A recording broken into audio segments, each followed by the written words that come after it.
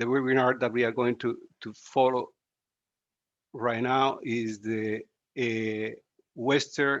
Eastern Tropical Pacific webinar, the science we need for the Eastern Tropical Pacific we want. So without further ado, we are going to start recording, and I will invite everybody to join us with our moderator, Dr. Elba Escobar from the Autonomous University of Mexico. So Elba, please, the floor is yours. Thank you, Cesar. Good day. Welcome to the Ocean Decade Virtual Series for the Eastern Tropical Pacific, and thank you for the opportunity to meet. To all of the participants and speakers, we appreciate you taking the time to attend this event and become part of the ocean science revolution. To the IOC and institutions, thank you for bringing us together. For many of us, the terms and concept of co-design, co-construction, and co-production, co-delivery is completely new. And therefore, it is only logical that our regional and thematic decade workshops would follow up with a series of global and regional virtual series in co-design. I'm honestly looking forward to learning from all the experts and the practitioners on the best approach and experiences on co-design solutions-oriented research that will lead to the transformative decade. Given the devastation impact of the COVID on lives and livelihood across the globe, this transformation of the way we view and conduct ocean science is all the more relevant and imperative today. While we all agree and acknowledge that while there is still remain gaps in ocean science, understanding and data, the current state of knowledge should have been enough to stop the accelerated decline in ocean health, productivity, and safety. Therefore, central to our action is the notion of knowledge for transformation. Let us take a look at the areas where, as a region, it was understood to take actions. Many have been submitted to the first decade call for actions of the United Decade that will require the participation of the Eastern Tropical Pacific scientists to contribute with their expertise, in example, in marine life for the 2030, on deep ocean ecosystems, on biomolecules, on observatories and coastal environments, and many others to come. We can hardly envision today the results that we will have at the end of the decade. So I hope you are ready, as I am, to learn and implement with passion the concepts and tools that we will need for the ocean science revolution, especially in the Eastern Tropical Pacific. Thank you. And with these words, I would like to start the welcome words of Arnulfo Sánchez, the chair of IOC-Caribe. Thank you. Sí, buenos días a todos, estimados colegas. Gracias por su asistencia a esta tercera sesión virtual de trabajo del diseño de las Naciones Unidas para las Ciencias Oceánicas para el Desarrollo Sostenible 2021-2030. Para el codiseño de las ciencias oceánicas que necesitamos para el Pacífico Tropical Oriental. Esta sesión aprovechará y estimulará la investigación oceánica innovadora, profundizará en factores contextuales del Pacífico Tropical Oriental, junto con prioridades a nivel regional en términos de transformación de los sistemas de conocimiento, desarrollo de capacidad y mejora de la formación y la educación, la cual fortalecerá la cooperación de muchas partes interesadas necesarias para desarrollar la ciencia que necesitamos para el océano que queremos. El diseño proporcionará un marco para la investigación oceánica colaborativa y participativa. Apoyará una mejor integración de diversos sistemas de conocimiento de diferentes disciplinas científicas y comunidades oceánicas. Esperamos que este evento virtual del diseño de las Naciones Unidas, que todos esperamos, sea provechosa y exitosa. Muchas gracias a todos. Thank you very much, Arnulfo. I appreciate your words. And we will go now to a poll. This is poll number 1, and you will be able to see it right now. I will anyway transfer it to our chat. And it's being asked, what sector do you represent?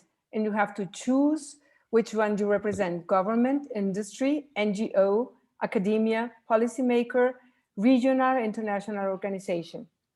Choose your section that you represent and send it, please. Envíe, por favor, su respuesta al cuestionario. Yes, tengo dos, government and regional international organization. I have two position now. Yeah, you can choose both. On a government, okay, I put government.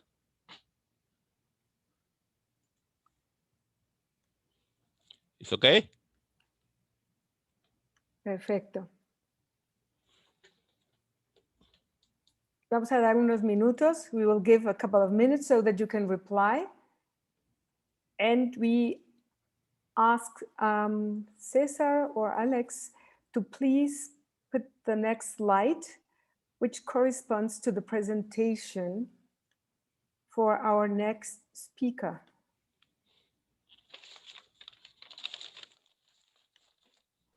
Please bear with me a second. I will upload the presentation. Thank you very much. While people is answering the poll, and we will be able to see the results of the poll as well. Thank you.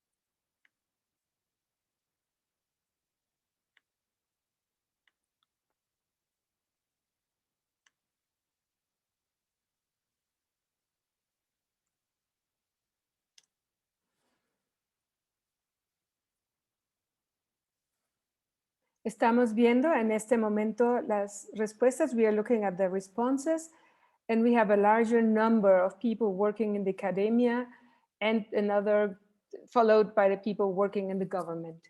Thank you very much. We can close the poll now. Thank you. And we welcome our next speaker, which is Dr. Francisco Arias, who is a member of the Executive Planning Group of the UN Decade, and he will be presenting us the transformative nature of the UN Decade of Ocean Science for Sustainable Development 2021-2030 and a call for actions. Thank you. The floor is yours, Francisco. Gracias, Elba. Un saludo para todos. Tengo un corto tiempo para presentar estas ideas y quisiera referirme a lo que ha sido en el caso, no sé si tengo el control de la presentación, sí, en donde llevamos ya básicamente un tiempo recorrido y quisiera ponerme en contexto sobre dos hitos que me parece interesante recordar. Primero, la resolución del 5 de diciembre de 2017, en donde Naciones Unidas abre la puerta para que establezcamos esta década de la ciencia de los océanos. Y la más reciente, la resolución de 239 del 31 de diciembre de 2020, en donde se le da la bendición, llamemos así, al plan de acción de la década, que arranca formalmente el 1 de enero del 2021 y estará hasta el 2030. No voy a irme sobre los detalles, pero sí quisiera recordar algunos temas de diagnóstico que tenemos presentes en todo este proceso. Uno, el conocimiento de los océanos es limitado, la investigación es costosa, la investigación, y esto es algo muy importante dentro de esta estrategia que hemos estado proponiendo desde el grupo de planificación, y es que este esfuerzo ha sido esencialmente llevado a cabo por los gobiernos. Más o menos el 95% de la inversión en ciencia de los océanos se hace desde el nivel gubernamental, y esto queremos cambiar. Y estas son una de las propuestas transformativas que estamos llevando para la ejecución de la década. Hay una serie de actividades económicas muy importantes: turismo, pesca, investigación en petróleo, en fin, una cantidad de elementos de las economías que se lucran, que viven de aprovechar los océanos, pero muy poco regresan o retornan esa ganancia y esa inversión que se hace en términos de conocimiento abierto, de conocimiento transparente y accesible a todos.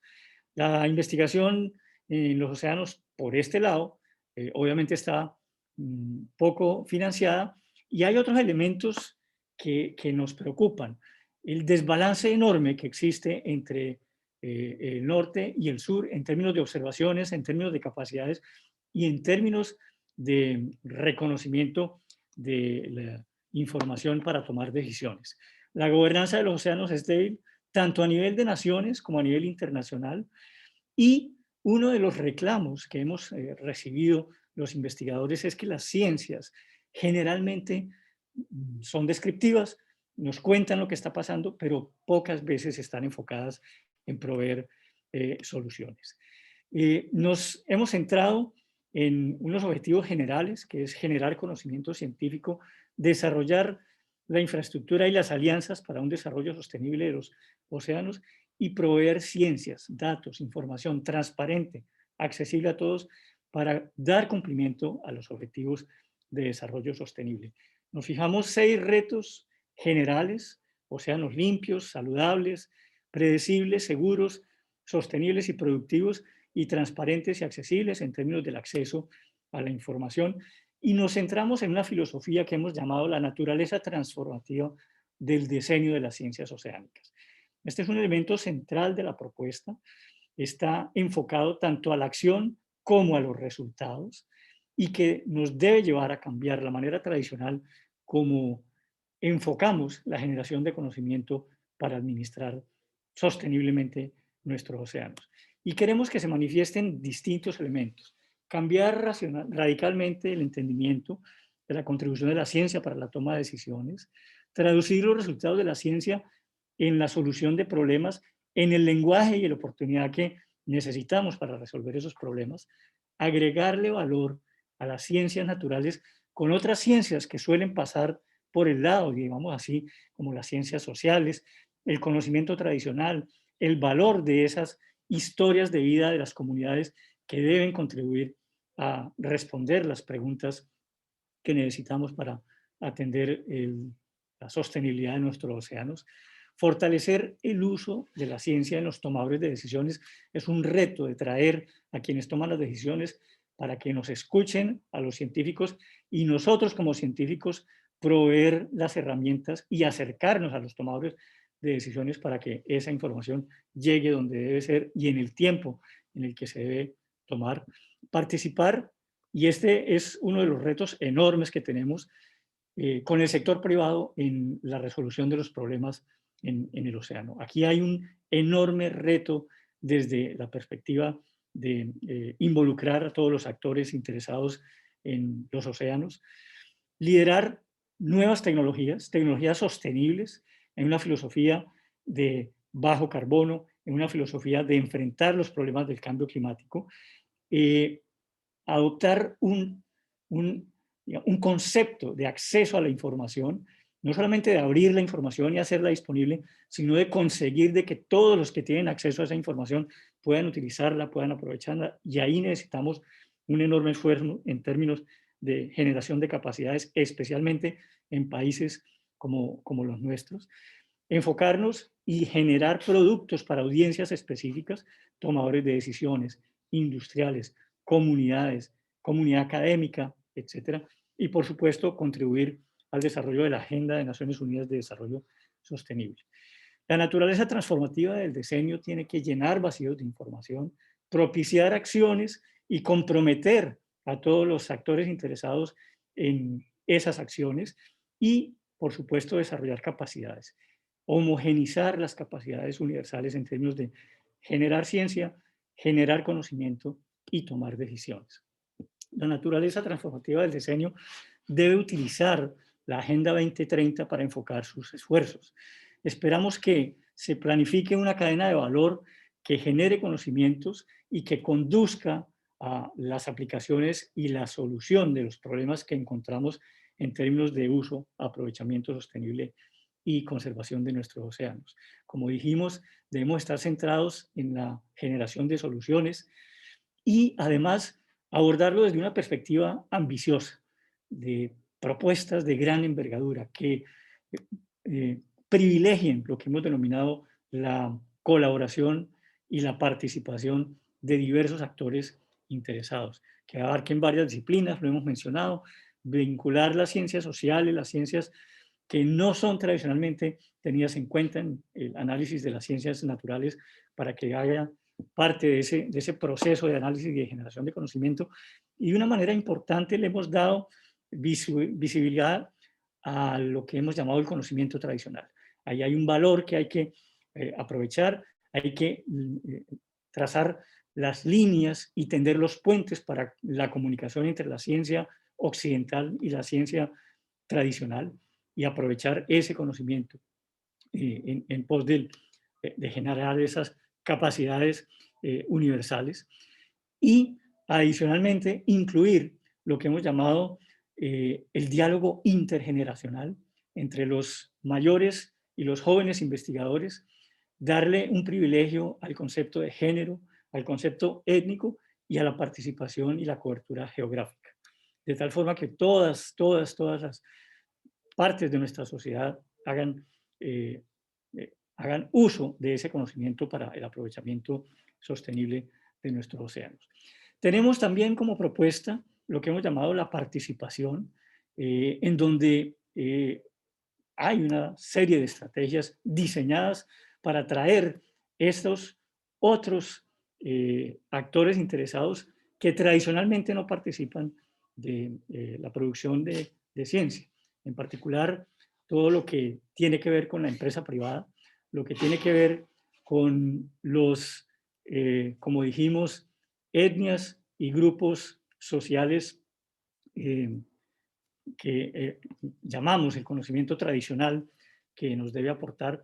Y dentro de esto tenemos varias estrategias. Hemos propuesto varias estrategias. Uno, encontrar líderes que participen, que jalonen y que logren alrededor de ellos traer acciones para desarrollar las actividades del diseño, crear redes de voluntarios de las partes interesadas en generar ese conocimiento, hacer una gran alianza del diseño y formar parte e invitar a distintos potenciales apoyos a esa alianza del diseño y crear lo que hemos denominado una generación de los océanos, que debe consolidar una propuesta y una visión de futuro para los océanos. Nuestra primera acción se enfocó en un llamado a la acción que se abrió en el mes de octubre y se cerró el 15 de enero de este año. En este momento la Secretaría de la COVID recibió una importantísima avalancha de propuestas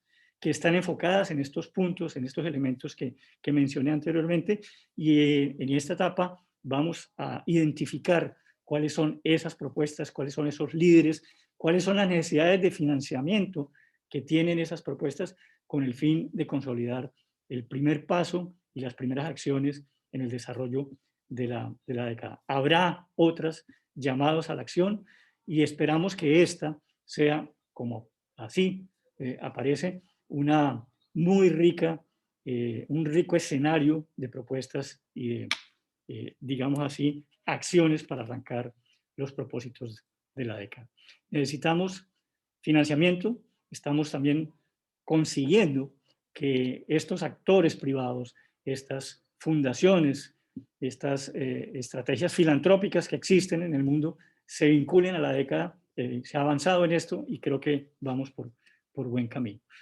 Como dije, el primer llamado a la acción se cerró, la presentación de propuestas el 15 de enero pasado.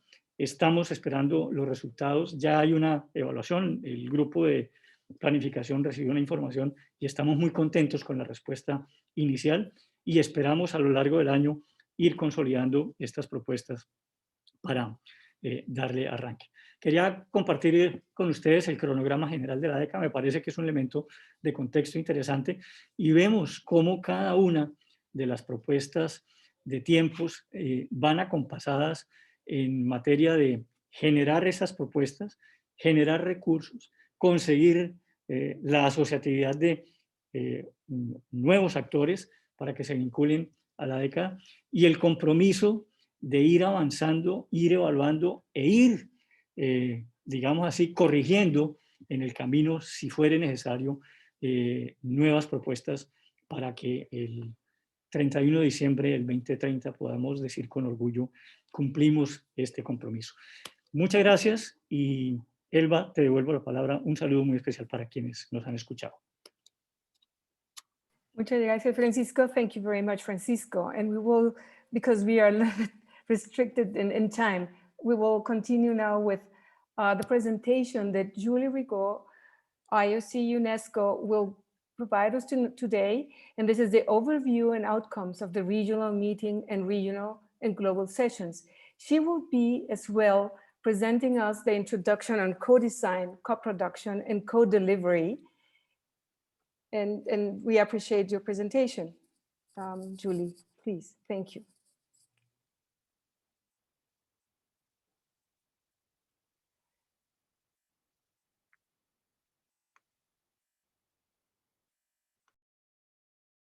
Julie, we can see your screen. You are sharing with us a screen, and we would like to have your presentation now.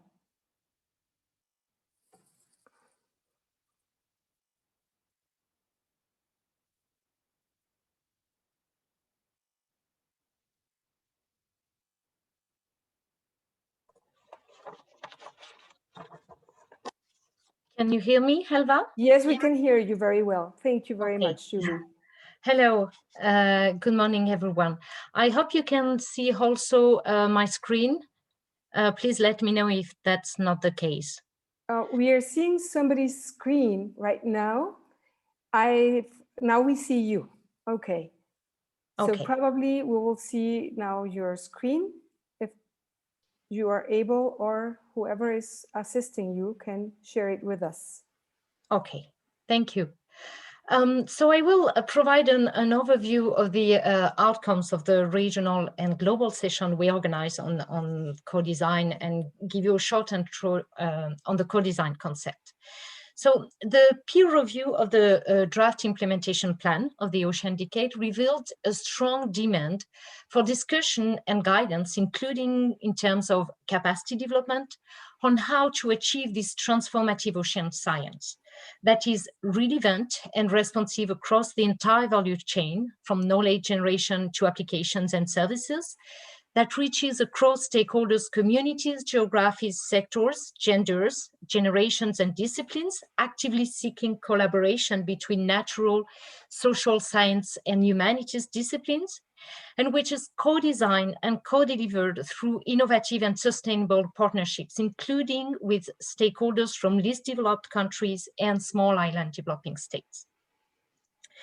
To reflect on the challenge, IOC with the relevant partners organized a sequence of virtual dialogues at global and regional level on collaborative research, co-design, and this regional webinar will be the last one of the series, which explore opportunities and challenges and discuss best practices and the lesson learned, including with respect to regional specificities for the ocean community to deliver these transformative decade actions. This series of webinars were organized as part of the Ocean Decade virtual series, which is a series of virtual dialogues, which started in September last year, and that will take place on a regular basis until the Decade kickoff event in Berlin in June this year.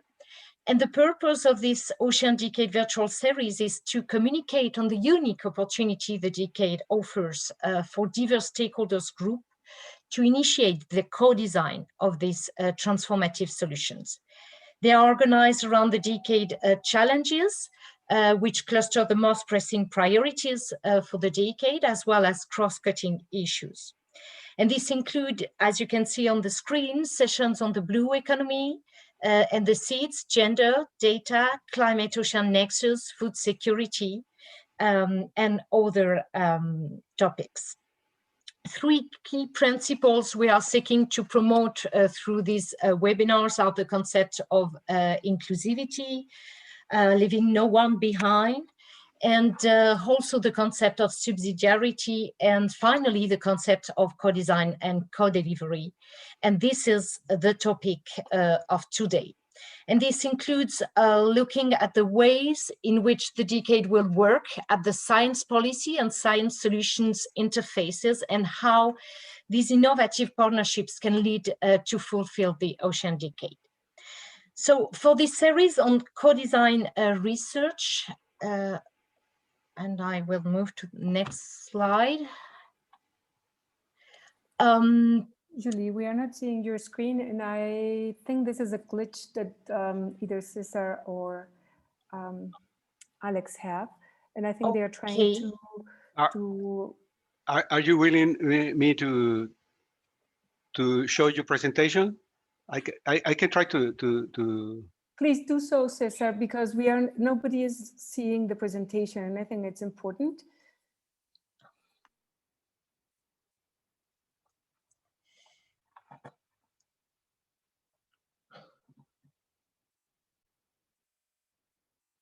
Thank you, Cesar. We already see your screen, and Julie, you can take on. Which slide would that be, so that we can go back to where you were? Well, that will be the second one. Yes, this one. Thank you. So for this series on co-design, 2 global sessions focused on the critical issues and challenges to create the enabling and institutional conditions for a successful collaborative and transdisciplinary research, and explore the methodologies to recognize complementarities across knowledge systems and support effective interactions. They address questions such as how to foster transdisciplinary and interdisciplinary approaches, how to foster cooperation between discipline sectors and communities of knowledge, including indigenous communities, how to promote increased private sector participation, how to mainstream transdisciplinary research into education and academic systems, and what would be the appropriate funding structure and policy support to support such transformative research. 8 regional sessions were aimed at identifying specific regional opportunities and challenges and needs, such as capacity building, training, and education needs, while diving into these regional contextual factors. And that's what we will do today with this regional webinar. Next slide, please. So I would like to focus on this concept of co-design and what it implies for the decade stakeholders. The Ocean Decade will promote active stakeholder participation through innovative science practice methodology throughout the research process. And when we talk about collaborative research, we are referring to the collaboration between sectors, geographies, and disciplines to produce and use ocean science that addresses complex societal challenges with 3 stages: the co-design, the co-production, and the co-delivery. The co-design consists of the participatory development of the research project with stakeholders, including potential users. And the objective here is to define scientific questions that correspond to the stakeholders' collective interests and users' needs. The co-production consists of the participatory development and implementation of research projects with stakeholders, and it generates relevant and usable information and knowledge to create and deliver solutions with legitimacy for all parties. And the co-delivery consists in developing strategies for appropriate use of research, for reaching out to communities, including the current and potential users, and for establishing knowledge sharing and data platforms. Next slide, please. So during these global and regional sessions, the experts who participated in these virtual dialogues identified some challenges in doing transdisciplinary research. The first one is participating requires an investment of time, commitment, and money. The second one is stakeholders have different values and expectations, and the different languages across a region can also be a barrier. The inequalities between the different groups of stakeholders, countries, and regions, as we can have financial and human resources inequalities. And finally, transdisciplinary research is not enough valued by the education and academic systems, as well as by decision makers. In the current context of this pandemic, it can also be challenging to organize open dialogue. Next slide, please. The experts during these sessions formulated the following recommendations on how to build and maintain participation in collaborative research. First of all, multi-stakeholder partnership need to be built on trust. So we need to build on pre-existing relationships that have generated mutual trust and share practical experience. And then establish mutual understanding and coordination in the planning and engagement phase of the project, and apply principles of good governance which underlie trust among different stakeholders, and which are inclusivity and fairness. Horizontal cooperation is required where scientists, practitioners, and local experts respect and value each other's. And projects need to be inclusive of this geography, sector, culture, age, and gender. It is also crucial to develop shared purpose, clear roles for different stakeholders, and collaborative processes should be iterative, and an inspiring leader is fundamental to maintain motivation throughout the process. And we also need to define expected investment. Sufficient time and resources should be dictated to the whole project period. Co-leadership between academic and non-academic leaders could be also an advantage. They also stress the need to identify and acknowledge baseline inequalities and ensure that they are addressed.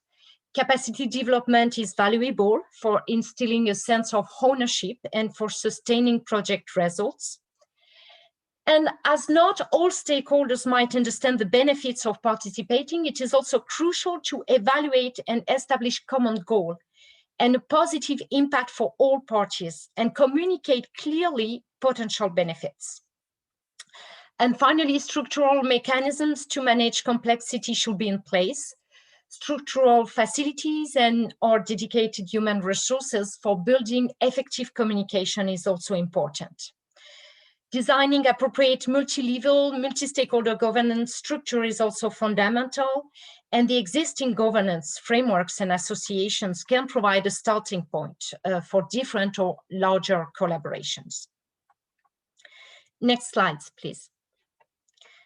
So in addition to these recommendations, the regional virtual sessions identify the specific needs and dive into the regional contextual factors. They also stress the need to strengthen regional coordination, but also to enable an inter-regional exchange and ensure dialogue with relevant stakeholders in other marine regions. And these regional virtual sessions resulted in the production of a series of short regional discussion papers that includes recommendations and guidance for DK partners on the way the fundamental barriers and issues and needs can be addressed. And the final report has been developed using these regional discussion papers and key inputs, and will shortly be posted on the DCADE website. This report provides guidance for DCADE partners involved, and as DCADE actions are being designed, we received more than 200 submissions in response to this first call of a DCADE action, which is closed now. So this report will inform the ongoing reflections amongst stakeholders through the existing and established new national and regional stakeholders engagement initiatives. This report will be an evolving document that will be enriched with the best practices and lessons learned from existing and new Ocean Decade partnerships, training course in collaboration with the, and we will develop, a training course in collaboration with the Ocean Teacher Global Academy. So in conclusion, encouraging co-design solution-oriented research is critical to achieve the decade's ambition, and this is not an easy task. And I hope that all together with this session, we will draw out key insight to help create the enabling conditions required to support this multi-stakeholder, inter and transdisciplinary ocean research for the Eastern Tropical Pacific. Thank you very much. Thank you, Julie. I really appreciate you have made a great recovery of time. And we will go to the questions and answers session. I have a couple of them from the public, from our audience. And I will also ask Alex to send the second poll in so that people can go ahead and while we answer the questions, have the possibility of answering the poll. Thank you very much. Don't leave, Julie, because the questions may be also addressed to you and most probably to Francisco as well. So let me read the two questions that we have. One of them is from Professor Lebo Pema, and he asks, what innovative strategies and governance, exceptional ideas and applications based on Earth observation, atmospheric surveillance, management, marketing and economy that address global societal and commercial challenges are required during, I suppose he means COVID-19, I'm not quite sure. And that would be one of the questions. And the second one is how the researcher and the persons that increase the co-design, the co-production and the co-delivery as the achievement of the Agenda 2030 and the achievement of sustainability. Those are our two questions. So I don't know if Francisco or you, Julie, would like to answer those. And we have here a third question referring to what are the major challenges that we have to consider?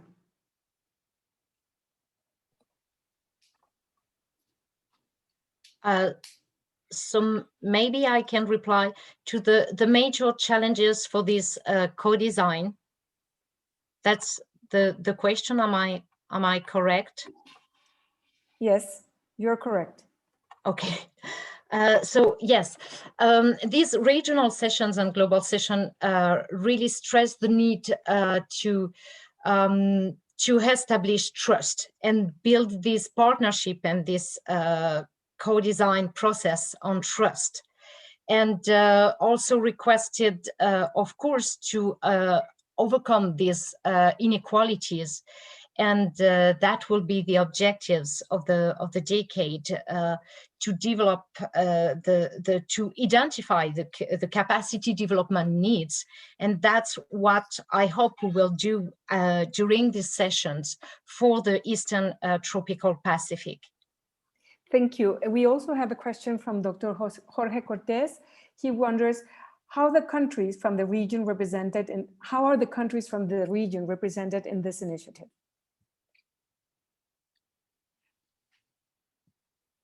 I don't know if you or Francisco would like to respond. Sí, claro, Francisco. Gracias. Bueno, me parece muy importante lo que ha resaltado Julie, y yo iba a hacer mi referencia sobre esto. Yo creo que no habíamos tenido en la región, y diría que en las regiones, y ha sido tal vez uno de los elementos centrales de la Comisión Oceanográfica Intergubernamental y del grupo de diseño del Plan de Acción de la década, de traer y juntar a todos los distintos actores que deben estar interesados en el futuro del planeta, por supuesto, y de los océanos. Entonces, esa construcción de confianza de que habla Julie es clave. Que entendamos que los lenguajes que tenemos son diferentes, pero que si nos sentamos juntos, y es algo que no habíamos tenido como oportunidad en el pasado, nos podemos sentar a construir una agenda que responda a los intereses de cada uno de los actores interesados en el progreso, en la protección y en el uso sostenible de los océanos. Creo que ese es el valor principal.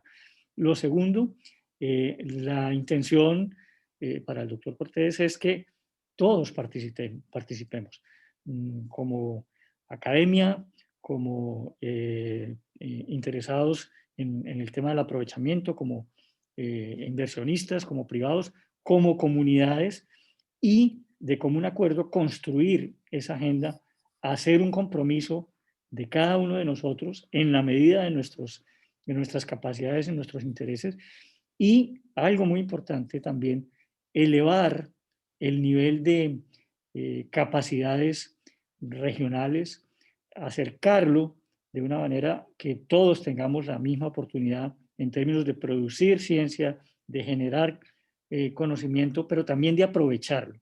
Y ahí hay otro elemento muy, muy central, y es el del acceso libre y el acceso a la información y a las capacidades para analizar esa información en provecho del desarrollo sostenible.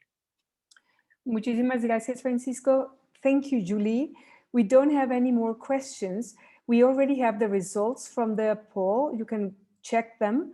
And for what is your experience with co-design, most of the people voted for medium, and then followed by none, and in equal capacity, good and little, and very few high.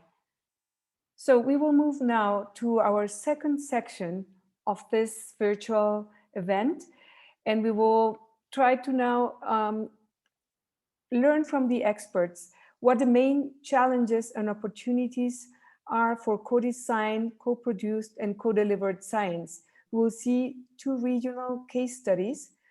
The first one will be presented by James Ketchum, and I asked James to try to share his screen if he has a problem so that we can assist him with either sharing our screen. And he will present Science for the Conservation of Marine Migratory Species in the Eastern Tropical Pacific. James Ketchum belongs to Pelagius Kakunja, this is energy, and he also works for the Center of Biological Research of the Northeast in Mexico. Thank you. His talk will be followed by Natalia Gallo, and I will be presenting her at the end. And after the two presentations, we will have a question and answer session. Thank you. Thank you, Elva. Thank you very much. Thank you for the invitation and to participate, and thank you for the organizers of this important webinar. So thank you very much. So we're going to talk about science for the conservation of migratory species in the Eastern Tropical Pacific. We have a network, it's called Migromar, that generates the scientific knowledge to understand the movements and population dynamics of marine migratory species in the Eastern Pacific. Now I say the Eastern Pacific because we're now covering areas from North America throughout the Eastern Tropical Pacific down to Chile. We're founded in 2006, and we study different areas in 11 countries, and we have been studying 20 different migratory species, and we have generated up to or a little more than 10 million data points in regards to the movement and population dynamics of migratory species. We're made up of 18 organizations, both NGOs, academic institutions, and also governmental institutions that are based mostly in Latin America, from Mexico all the way down to Chile. And we work in World Heritage Sites, UNESCO World Heritage Sites, from the Gulf of California, the Revejedo Archipelago, the Galapagos Islands, Malpelo, Cocos, and Coiba, including some coastal areas as well. We also work with a number of species. Some of them are our flagship species, mainly many different species of sharks, mantas, turtles, sea turtles, pelagic fish, such as yellowfin tuna, mola molas, and also different species of whales, from sperm whales, blue whales, humpbacks, etc. So these are our flagship species that we've been concentrating on the different studies. Our lines of action since 2006 are to generate information of migratory routes and connectivity of this marine species. Also to evaluate the population trends of species of interest, mainly pelagic species. Examine oceanographic and bathymetric features of the Eastern Tropical Pacific, and now all the way down to Chile. Study the community structure of reef fishes throughout the region, and evaluate the functioning of marine ecosystems in the Eastern Tropical Pacific, and also all the way down to Chile. Our information helps to answer the following questions. How marine animals move in the region? Are there enough MPAs to protect marine migratory species? Where are marine animals more vulnerable when moving outside the boundaries of the MPAs? How movements and migration routes overlap with fishing zones? And how are these species affected by climate change in the ocean? So our studies are based in telemetry work and telemetry techniques using both satellite transmitters and acoustic transmitters. So we place those transmitters on different species, as I mentioned before, turtles, sharks, whales, and we get that information in different ways. If it's a satellite transmitter, it gets transmitted to a passing satellite through the Argo system, and then that gets transmitted to through the internet to our labs, etc., where we work, and then we analyze the data. Finally, all of that data gets concentrated and analyzed, and we provide direct recommendations to the governments, different local governments, so the countries that we work on. And also we give presentations such as now in terms of what we do and where we work. There's another system called Acoustic Telemetry, where we collect information from devices that are monitoring the presence and absence of the different migratory species in the ocean, and then we collect that information in the same way, and then we present that to the government. One case study is the Scallop Hammerhead. We've been working since the inception of Migromar in 2006. And here we have a graph of the bycatch of hammerheads in the Eastern Tropical Pacific. And the blue areas are is a winter presence or winter bycatch of the Scallop Hammerhead. And the red areas or the density areas are the summer distribution of the bycatch.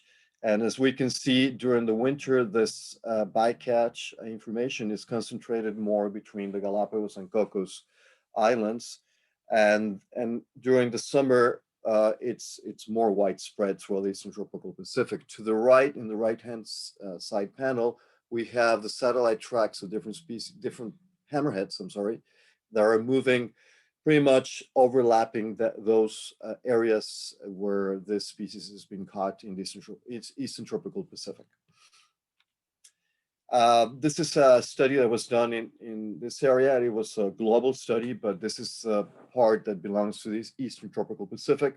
And it was a comparison of the effectiveness of MPAs and also the difference in biomass comparing the MPAs and outside of the MPAs. So the take-home message from this study was that large fish from the reef areas in protected MPAs, in no takes, were very high compared to the other species.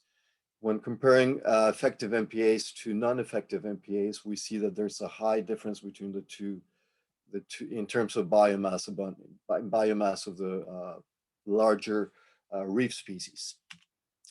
What are the threats, the regional threats that we have in the Eastern Tropical Pacific? Illegal fisheries, both from foreign and national vessels, overfishing, invasive species, climate change, and lack of protection and management outside of MPA boundaries. In the right-hand panel or graph, we have the tendency of the abundance of pelagic species in different places, mostly Cocos, Galapagos, and Malpelo. And the overall trend is that there's a reduction in abundance on 50%, mostly in the Galapagos Marine Reserve of this pelagic species that includes sharks and tuna and other species as well. What are our projects? We have different ones. Our main project that we're working right now are the Migravías. It's an initiative that seeks to implement management and conservation efforts on marine corridors of the Eastern Tropical Pacific to safeguard marine migratory species and ensure the sustainable use of the natural resources of the region. We have different areas where we have been exploring this initiative. The first one is the Cocos Galapagos, which has been implemented, or we're trying to implement, along the Cocos Ridge that joins the Galapagos and Cocos MPAs. The other one is the Coiba Malpelo Migravia, that it's along the Coiba and Yurupari Ridge that joins the Malpelo and Coiba MPAs. Then the next one is the Mexican Pacific that we're working in a project in the Californias, joining this connectivity of different species between the California and the United States and Baja California. Another one between Baja California Sur and the Revillagigedo Archipelago, and the next one between Revillagigedo and Clipperton. And we're also exploring the same idea of connectivity between Juan Fernandez, Rapa Nui, and Pitcairn Island in the South Pacific off of Chile. As I said, the Migravías are located, the two main ones in the Eastern Tropical Pacific. This is the Cocos Galapagos, the number one, connecting Galapagos and Cocos. Number two is Coiba Malpelo, connecting Colombia and Panama, Malpelo and Coiba. And the third one is the Mexican Pacific. And we're exploring a new one in between Juan Fernandez, Rapa Nui, and Pitcairn in the South Pacific. So this is the overall locations of the different species that we have been studying. Turtles, sharks, whales, and these are location satellite tracks of the different species, and everything is in a single map of different years of tracking of all these species that we have been working on the last 15 years. And this is how a density map of all this satellite data looks like. As when you do a kernel analysis, this is how you get the concentration of utilization of the different species. As you can see, most of that is between Cocos, Malpelo, and Galapagos. And we get, if we do a zoom of the area, we see that this density map shows a redder or more concentrated use between Cocos, Galapagos, and Malpelo. And this is the Cocos Galapagos Migravia. As you can see, these are the data points on top of the density maps, and we can see the different tracks of the different species that are moving between Cocos and Galapagos, as well as between Coiba and Malpelo. And this is the map or the idea, the plan of the Migravia of Coco Galapagos that are connecting this to MPAs in the Eastern Tropical Pacific using the data that I just showed before. We also work on expansion of protected areas. Here's the park, the Revillagigedo National Park that was created in November 2017. And it was an area that was expanded to almost 150,000 square kilometers. And it used to be 6,000 square kilometers. So it was expanded many, many times. And now it's an area that's quite interesting. This is a map showing data from Global Fishing Watch before November 2017, how it looked in terms of fisheries. And now, well, after November 2017, how the fisheries have moved out of this polygon of the Revillagigedo National Park. Also, we're working on the expansion of the Galapagos Marine Reserve. This is something we're doing right now, and hopefully we can work. We're working closely with the Ecuadorian government to achieve this new expansion. Also work with shark nurseries in the Eastern Tropical Pacific, all the way from Mexico to Ecuador, and we're focusing mainly on the Scallop Hammerhead, blacktip sharks, and other species to study where are these nurseries located and how important they are and where are the areas we need to conserve in terms of the most sensitive areas that are more vulnerable to fisheries and other different threats. Also, we have a citizen science project. This is an app that we use that anybody can use, tourists, photographers that can provide information when they go on cruises to all these different areas where we have our projects in Galapagos, Cocos, the Revejedo Archipelago, in order to collect all this important information just from the regular citizens or tourists. Also, we have projects on environmental education throughout the region. This is a storybook for children that was designed by Alex Hearn, one of our members. And this is a very good book that provides information for children and also quite informative in terms of what the hammerheads are doing in the Galapagos Islands. What are our challenges and work ahead? The creation of Migratory is one of our main projects right now we're working on. We still need to map some of the submarine ridges and collect more information in order to get all the scientific baselines and to support the creation of this Migratory. And also the conservation and management of migratory species under the footprint of climate change and fisheries is something that we're working on right now in modeling and looking at all these aspects that have to do with the vulnerability of this species throughout the region. Thank you very much. If you have any questions, I'll be happy to answer. Thanks a lot. Thank you very much, James. It was an excellent presentation. We will move forward to Natalia Gallo's presentation. Cesar will help us projecting the slides. Natalia, the floor is yours. And when finishing Natalia's presentation, we will go for the question and answer session for both Natalia and James. Thank you. Thank you very much, Alba. Can everyone hear me okay? Yes, we can hear you. Thank you. Thank you. And we're just waiting on the slides.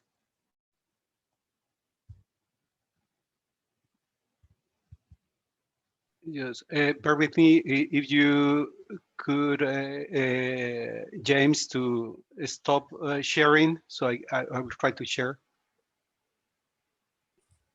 Yes, I have stopped sharing. Thank you.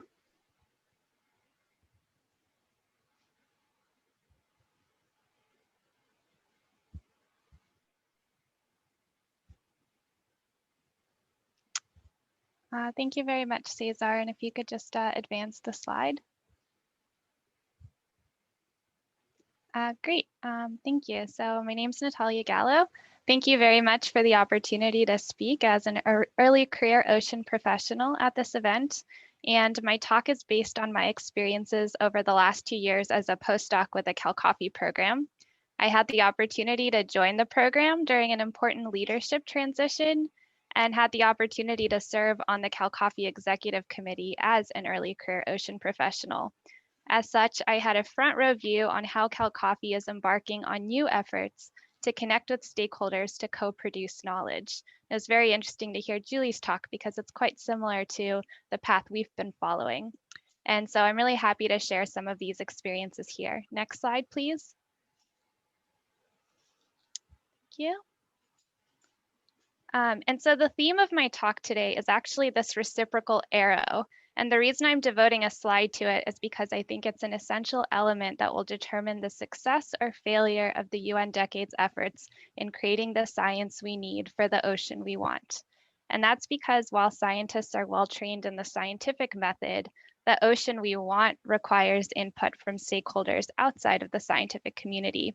So producing the science that supports the vision of the ocean we want requires community building and reciprocal communication. And perhaps one of the advantages of including ECOPs, early career ocean professionals, explicitly in the UN Decade process is that the job market has changed. And because of that, many of our peers who are master's or PhD trained scientists have actually chosen to leave academia and work in leadership roles in this broader network of ocean users. And as such, ECOP's network is often broad and often transcends disciplinary silos. Next slide, please. But my talk today is focused specifically on the Cal Coffee program, which I feel very privileged to have been a part of. Cal Coffee is a ship-based ecosystem monitoring program, now in its 72nd year. It was first founded in order to understand if the catastrophic sardine crash of the 1940s was driven by overfishing or environmental change. However, the founders had broader goals than only sardines in mind. Instead, they set out to study the oceanography of the whole California current region, which you can see here above in the upper right. That was the original grid. Since the beginning, the program has taken an integrative and multidisciplinary approach and collects physical, chemical, and biological data. We continue this approach, though our sampling frame is smaller now than in the past, and you can see where we sample in the box, in the blue box. And today, Cal Coffee is tasked with the challenge of both evolving to meet the new needs of our time, while also maintaining the continuity of the value time series. Next slide, please.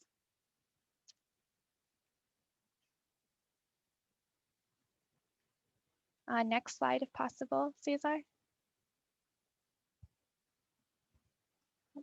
Thank you. Cal Coffee is also unique because it represents a partnership between academic, federal, and state scientists who run the program and provide strategic guidance. Additionally, the directorship is shared, and there's both a Cal Coffee director at Scripps and at the NOAA Southwest Fisheries Science Center. When I started with the program, Bryce Emmons had just taken over as the Scripps director of Cal Coffee and hired me to come on board. And then Noelle Bolin was selected to become the NOAA Southwest Fisheries Science Center Cal Coffee director. So as you can imagine, this was an exciting time of new leadership for the program. Next slide, please.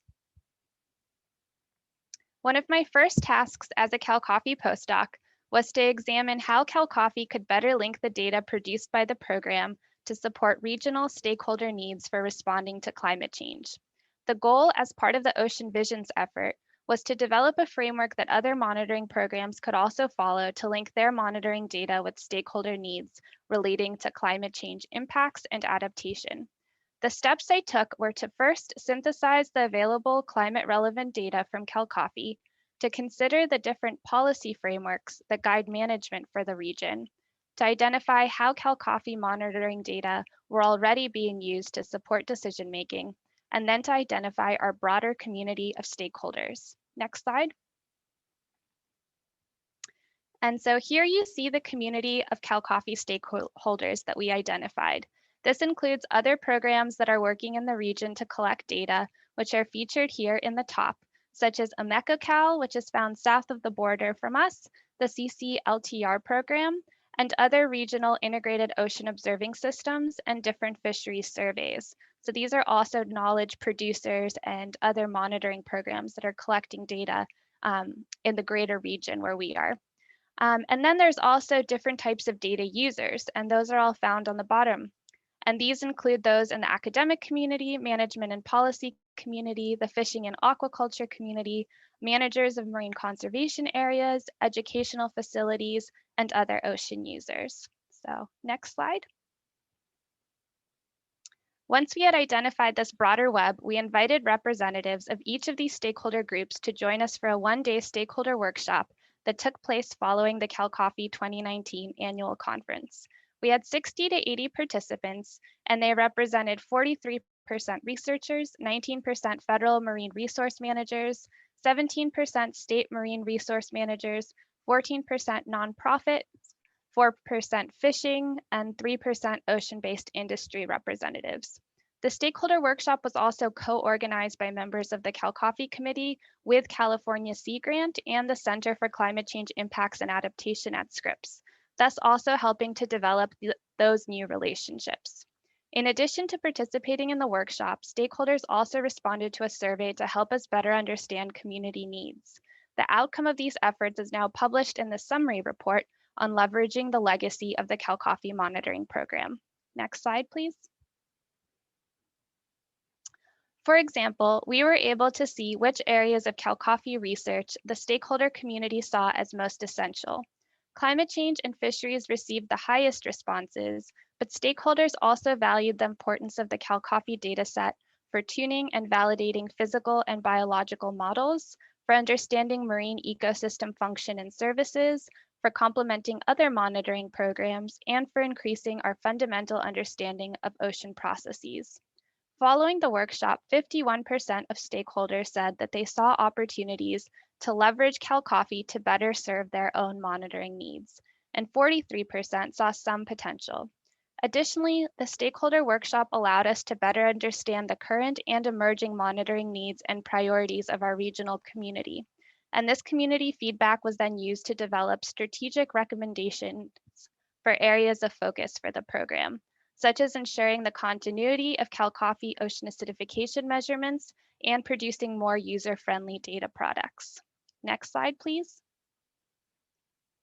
We were also able to better understand how CalCoffee data are currently being used to support broader community needs. For example, CalCoffee's ichthyoplankton time series are used by the California Current Integrated Ecosystem Assessment as indicator taxa to show one element of the state of the California Current. Additionally, the California Office of the Environmental Health Hazard Assessment uses CalCoffee measurements of dissolved oxygen, temperature, and copepod population time series as indicators of climate change. Next slide. Considering how data are currently used also helps us to identify new opportunities to add value to existing data products. For example, CalCoffee data have previously been used in the West Coast National Marine Sanctuary Condition Reports, but now CalCoffee is working with personnel at the Channel Islands National Marine Sanctuaries through the MBON program to develop curated and interactive data views and graphics to support this data and increase its accessibility. Additionally, CalCoffee is working with SCOOS, the Southern California Coastal Ocean Observing System, to improve data access and value for coastal stakeholders. SCOOS and MBON represent important programs to increase connectivity and add value to the CalCoffee data. Next slide, please. Since CalCoffee has been monitoring the California Current for 71 years, it is also an invaluable data set for examining how the California Current is being impacted by climate change. Climate change is expected to lead to changes in primary productivity, changes in the frequency and timing of upwelling events, lead to altered species distributions and changes to habitat use, and lead to warmer, more acidic, and less oxygenated ocean conditions. CalCoffee is continuing to build partnerships with regional organizations such as the Ocean Protection Council to support regional needs relating to climate change monitoring. For example, during my postdoc, I was working on a time series analysis to distinguish anthropogenic from natural drivers of temperature and oxygen variability in the long-term California CalCoffee time series. Next slide. And of course, the goal is to apply this information to support decision-making on climate adaptation and have the program be responsive to emerging community needs, which is one of the reasons why these new partnerships with, for example, the Scripps Center on Climate Change Impacts and Adaptation are really important. Next slide. CalCoffee holds a somewhat unique position of being both an academic oceanographic program as well as a NOAA-funded fisheries survey. In addition to the stakeholder workshop that I told you about, during the 2019 CalCoffee conference, the CalCoffee committee also organized the symposium around bringing together representatives of different monitoring programs on the US West Coast. In the figure, you can see those programs that participated, and on the left is the spatial footprint of the NOAA-funded fisheries surveys. The symposium made us recognize that fisheries surveys are an important element of the West Coast Ocean Observing Network because they are first sustained due to mandated funding, they collect paired physical, biogeochemical, and biological data, and they have large spatial footprints. Fisheries surveys that have partnerships with academic programs, such as CalCoffee, often sample larger numbers of essential ocean variables, demonstrating the importance and value of these partnerships. Under the UN decade, fisheries surveys can contribute valuable scientific infrastructure and data as ocean observing programs. Additionally, studies that bring together data from multiple surveys, such as one being led by Andrew Thompson at CalCoffee right now, can contribute to a broader regional understanding of change. Next slide. To conclude, the science we need for the ocean we want requires building community. Here's the CalCoffee stakeholder community. If you put your organization or project in the center, what does your community look like?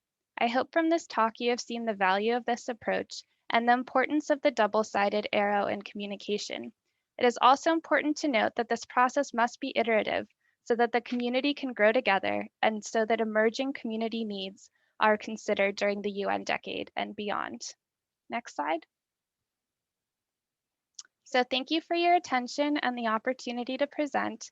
And since I recently finished my postdoc with Cal Coffee and am now working at the University of Bergen, I will direct you to Erin Satterthwaite, who is Cal Coffee's new coordinator and is also an ECOP UN Decade member, for any questions about how to join our broader community. Thank you very much.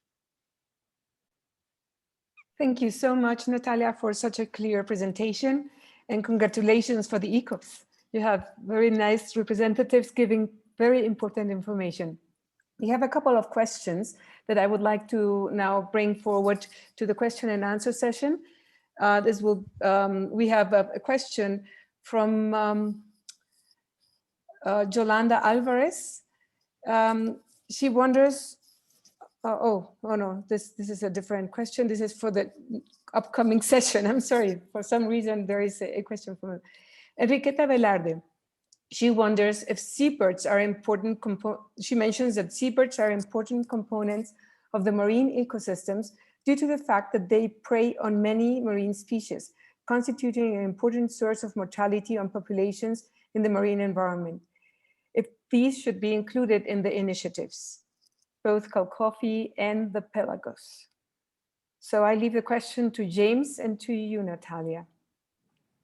There are some recognitions for great presentations.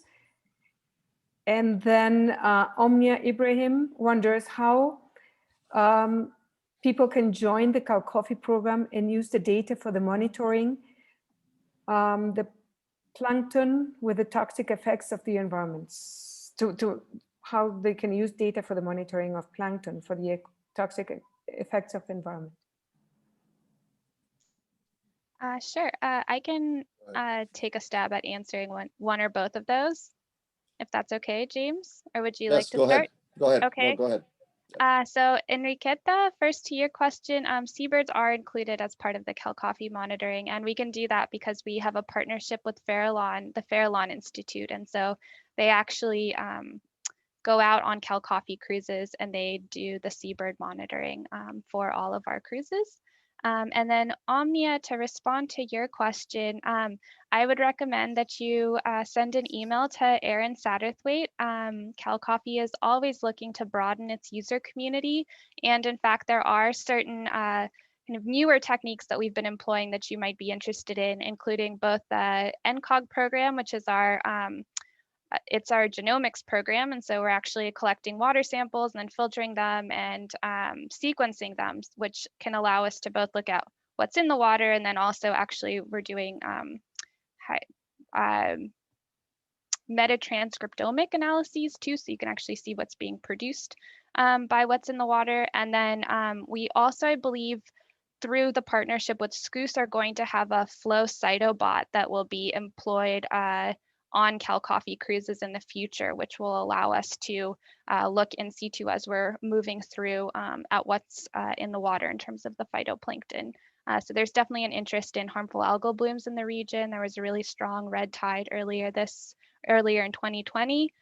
So just please reach out to Erin, and I'm sure she'll get you in touch with the right people.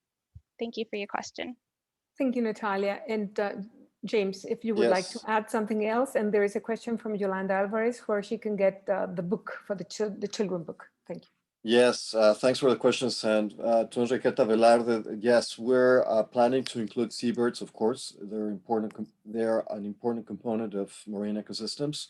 So we're talking to different researchers, both here in Mexico and other parts of the Eastern Tropical Pacific, to include that information, that we're missing that part, and definitely it's very important. That's a good question.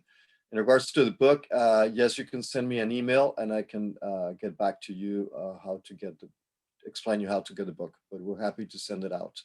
Thank you very much. Thank you, James. If you can share your email where you would like to have to receive the messages, send it please to the chat box. We have another question here from Jose Martin Hernandez Ayon. How to improve both government-academia relationships to engage time series with the CalCOFI IMEMOCAL?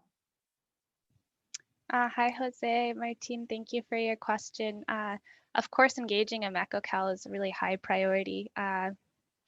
CalCOFI and IMECOCAL are partners. In fact, they go back to the same origins. And so absolutely engaging IMECOCAL more is something that is a really high priority.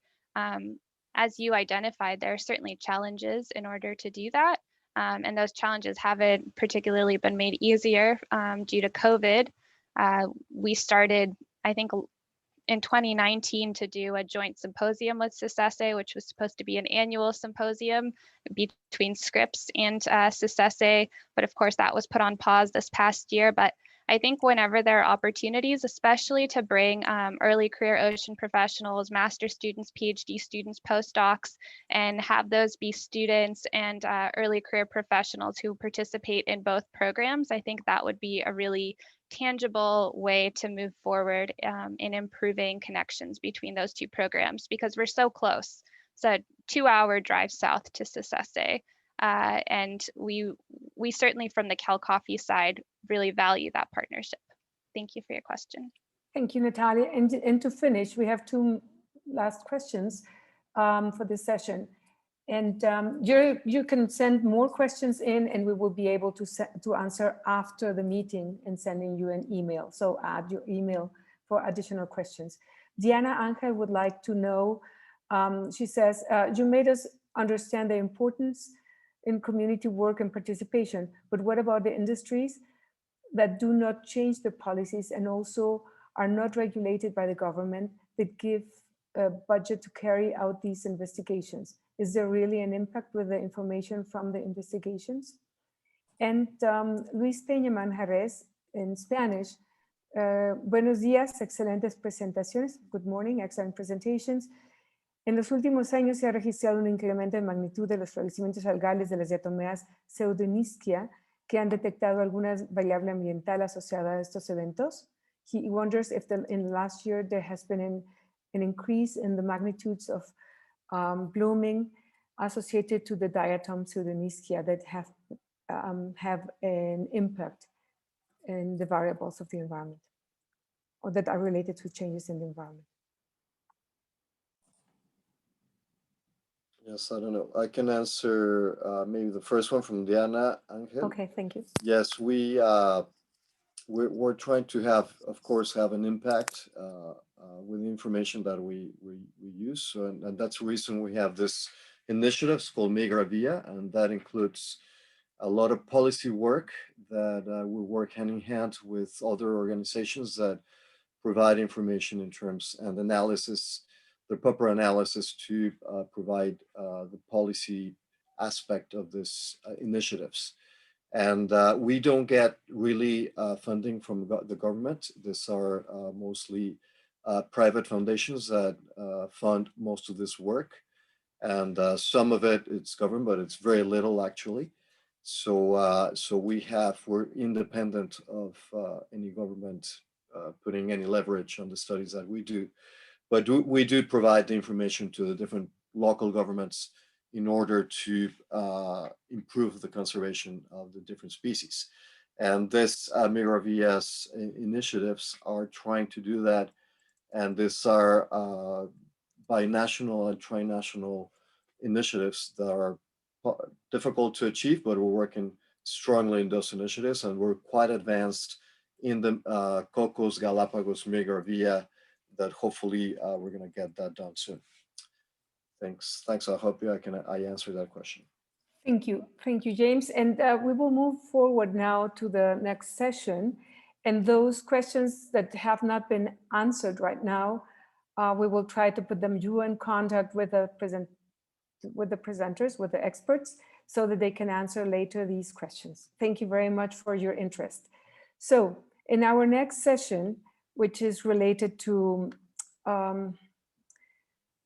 what are the capacity development, training, education, and resources needs at the regional level, we'll have a dialogue session with panelists and participants, and it will be moderated by Dr. Juan Carlos Erguera from CICESE. He's also a member of the Regional Planning Group, and our 4 panelists, and we would like to ask the 4 of them to turn on their camera and just close the microphone until they have to speak, will be Dr. Ingo Bertman from the University of Costa Rica, Yolanda Sanchez Alvarez, who is a co-founder of Relato and co-founder of Expedición Batiscafo, Mirna Marin, who is a scientist from the University of Honduras, and Dr. Guillermo Soberón Chavez, who is the director of Perlas del Mar de Cortés. They will be presenting and at the same time have a dialogue with questions and answers with Dr. Juan Carlos Erguera. Thank you very much. I give you the floor, Juan Carlos. Thank you. Thank you for everybody for being here. And I understand there is simultaneous translation, so feel free to speak in Spanish or in English, whichever language you feel more comfortable with, because someone will be translating you to the rest of the audience. Now, we would like to start this panel with some brief introduction from each one of you, probably starting with Yolanda, and then with Mirna, with Memo and Ingo. And just please present yourself and what are your activities right now, especially what are your projects in relation to this vision of the decade, the ocean, the science we need for the ocean we want, and especially in the sense of how are you building capacity, training, and education and resource needs on the regional level. And then we will go into more detailed questions about all of these aspects. Please, Yolanda, can you introduce yourself?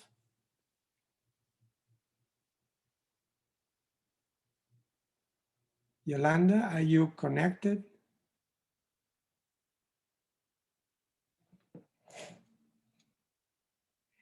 Okay, if Yolanda is not connected Yolanda yet. raised her hand, probably her microphone is silenced. Okay. Yolanda, can you unmute your... I don't have access to all the participants that are raising their hand, but Yolanda is important. Yeah. Otherwise, while she can reply, okay. you can move to the second question, probably. We can move on, and then is Mirna Marin connected? Can you introduce yourself? Por favor, Mirna, si puedes hacer una pequeña introducción de... Perdón, Juan Carlos. ¿Sí?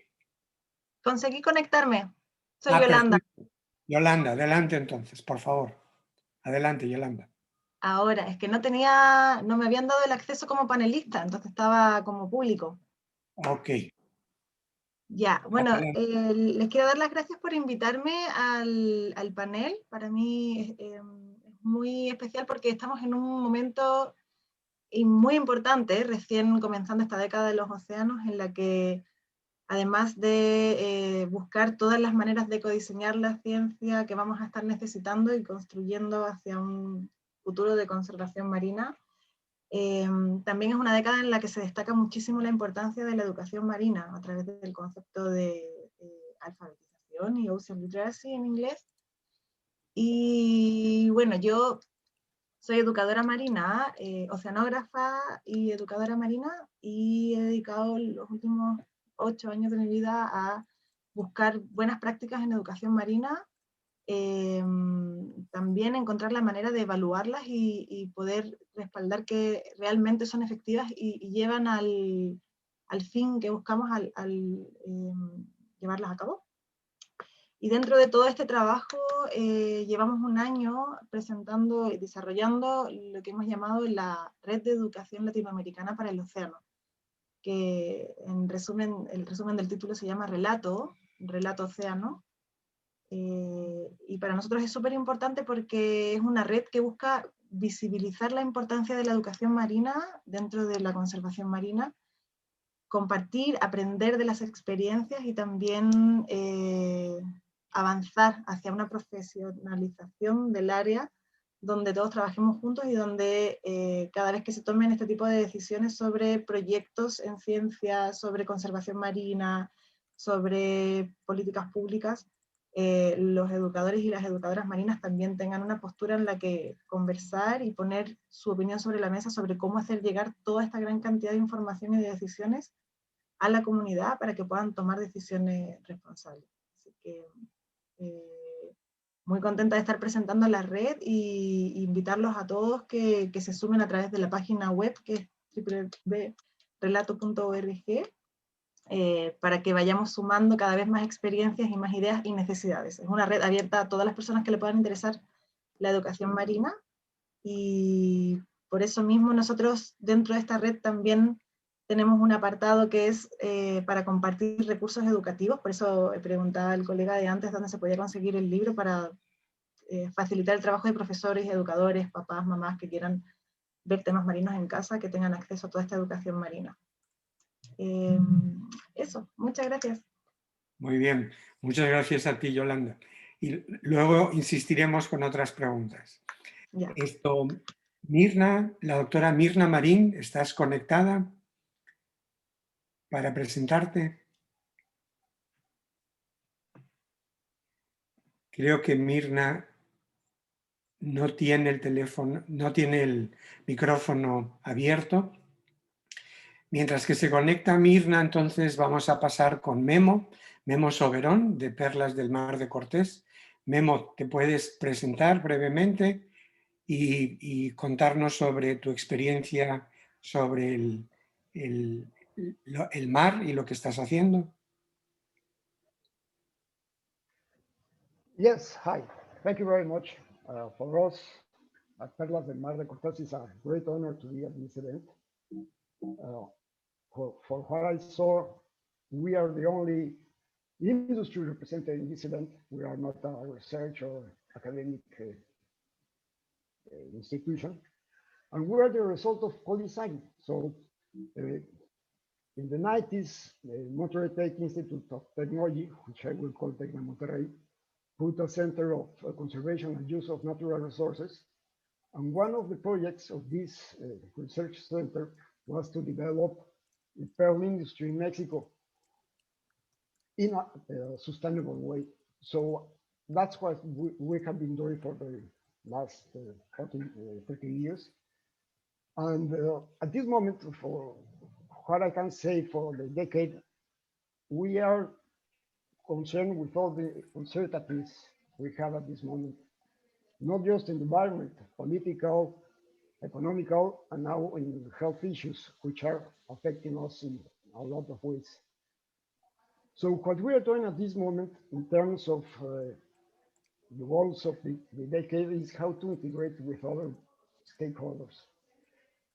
This moment we're trying to develop a research to develop spot productions for our oysters in the lab.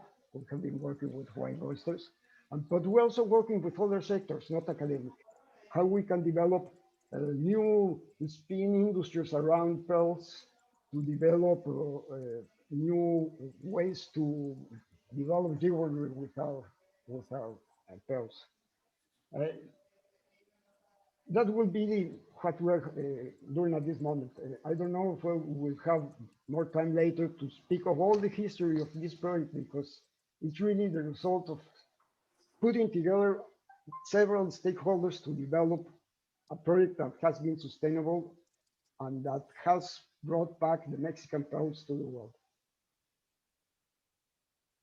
Okay.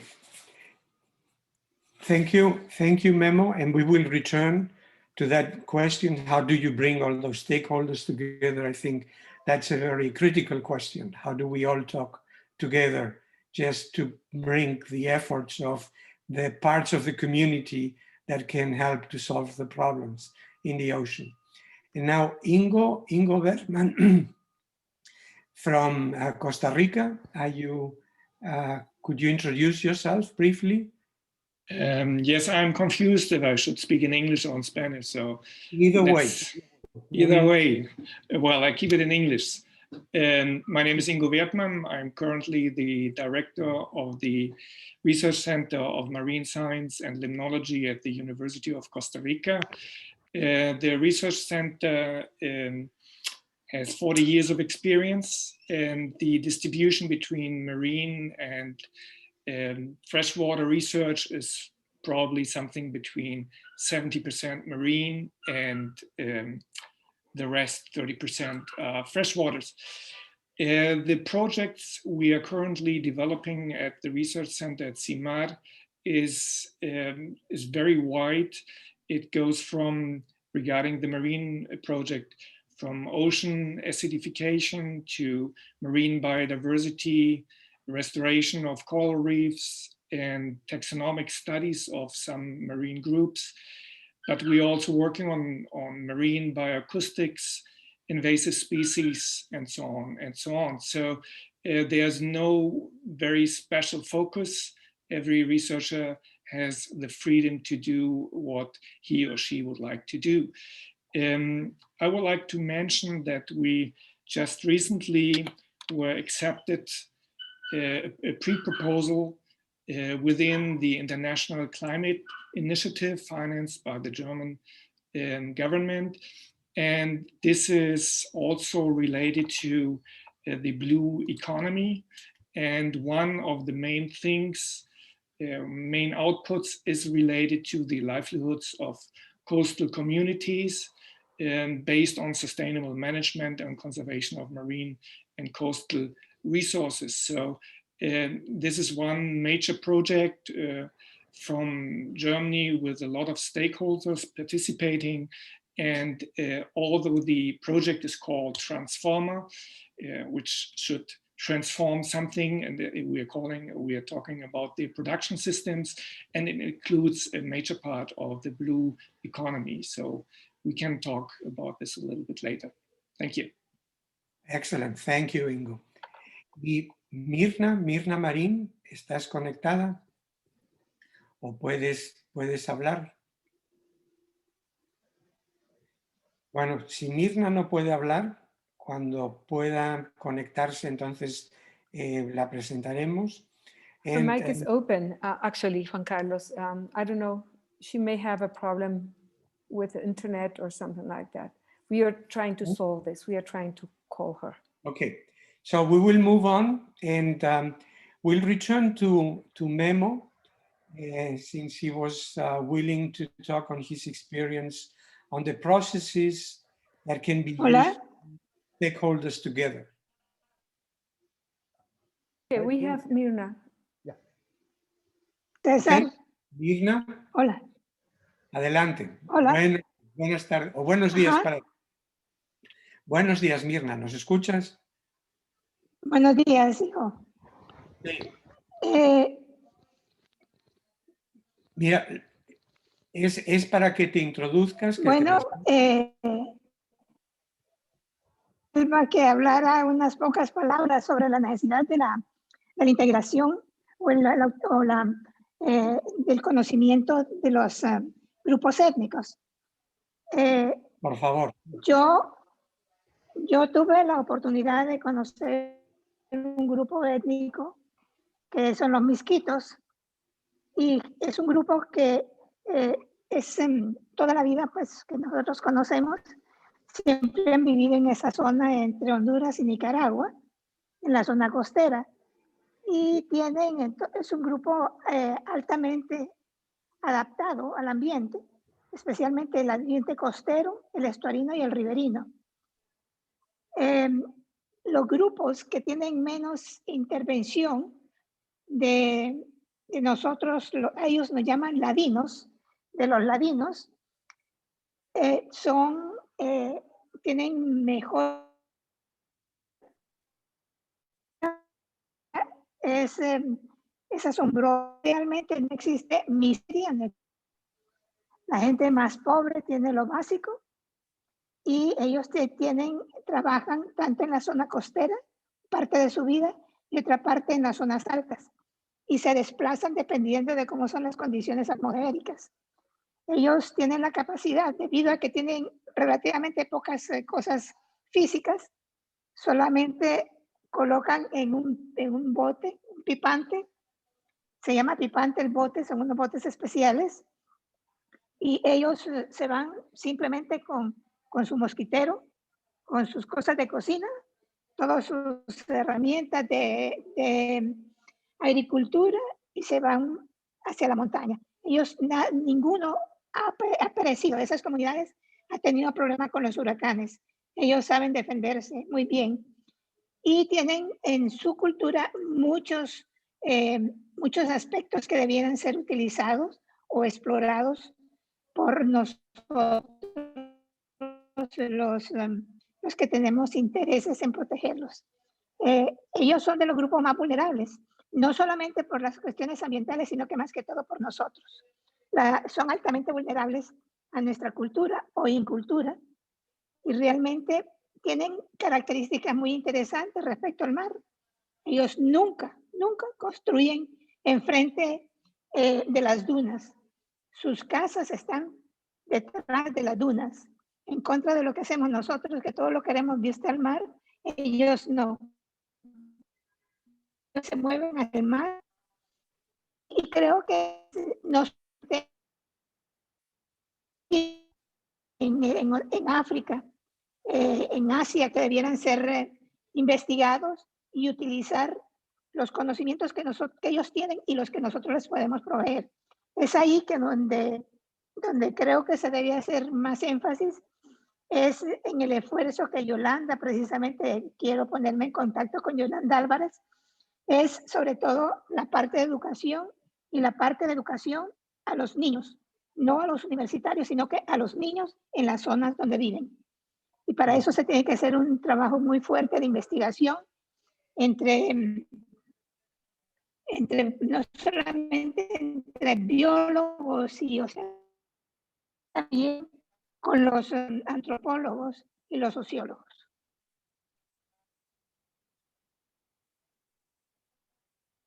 Sí. Mira, entonces voy a aprovechar. No, adelante, Mirna, perdón. Pensaba que habías acabado. No. Como les decía, ellos están altamente adaptados y lo único que ellos están requiriendo es, sobre todo, medicinas. Lo único que necesitan en la parte de salud y en la parte de nutrición, ellos tienen muy buena nutrición.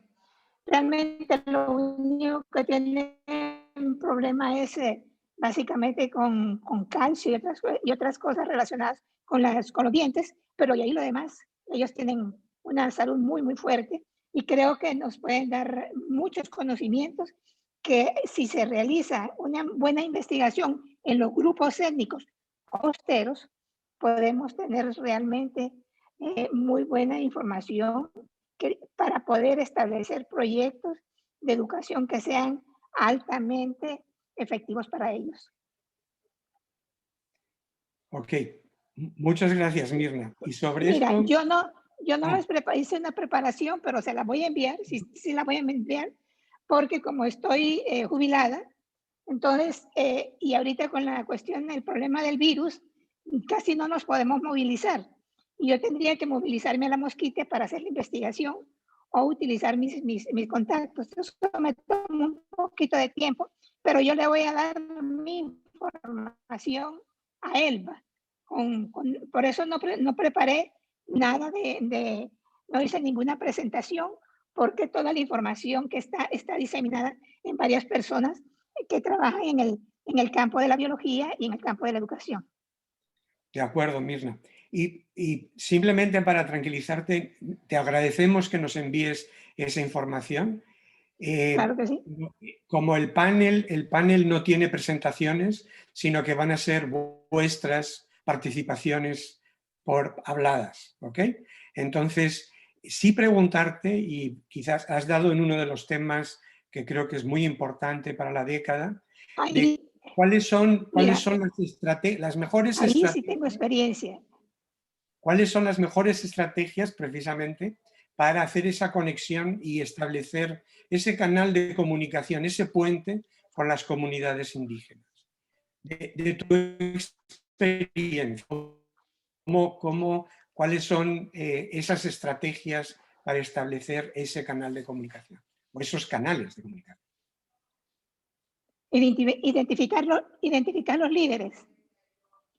Los líderes de cada comunidad son el mejor medio de comunicación, porque hay muchos políticos y otras personalidades que no realmente ven los intereses de los nativos. Yo creo que sí se debe identificar, en primer lugar, hay que identificar los líderes naturales, no los líderes como los maestros líderes, los sacerdotes y los pastores también son líderes.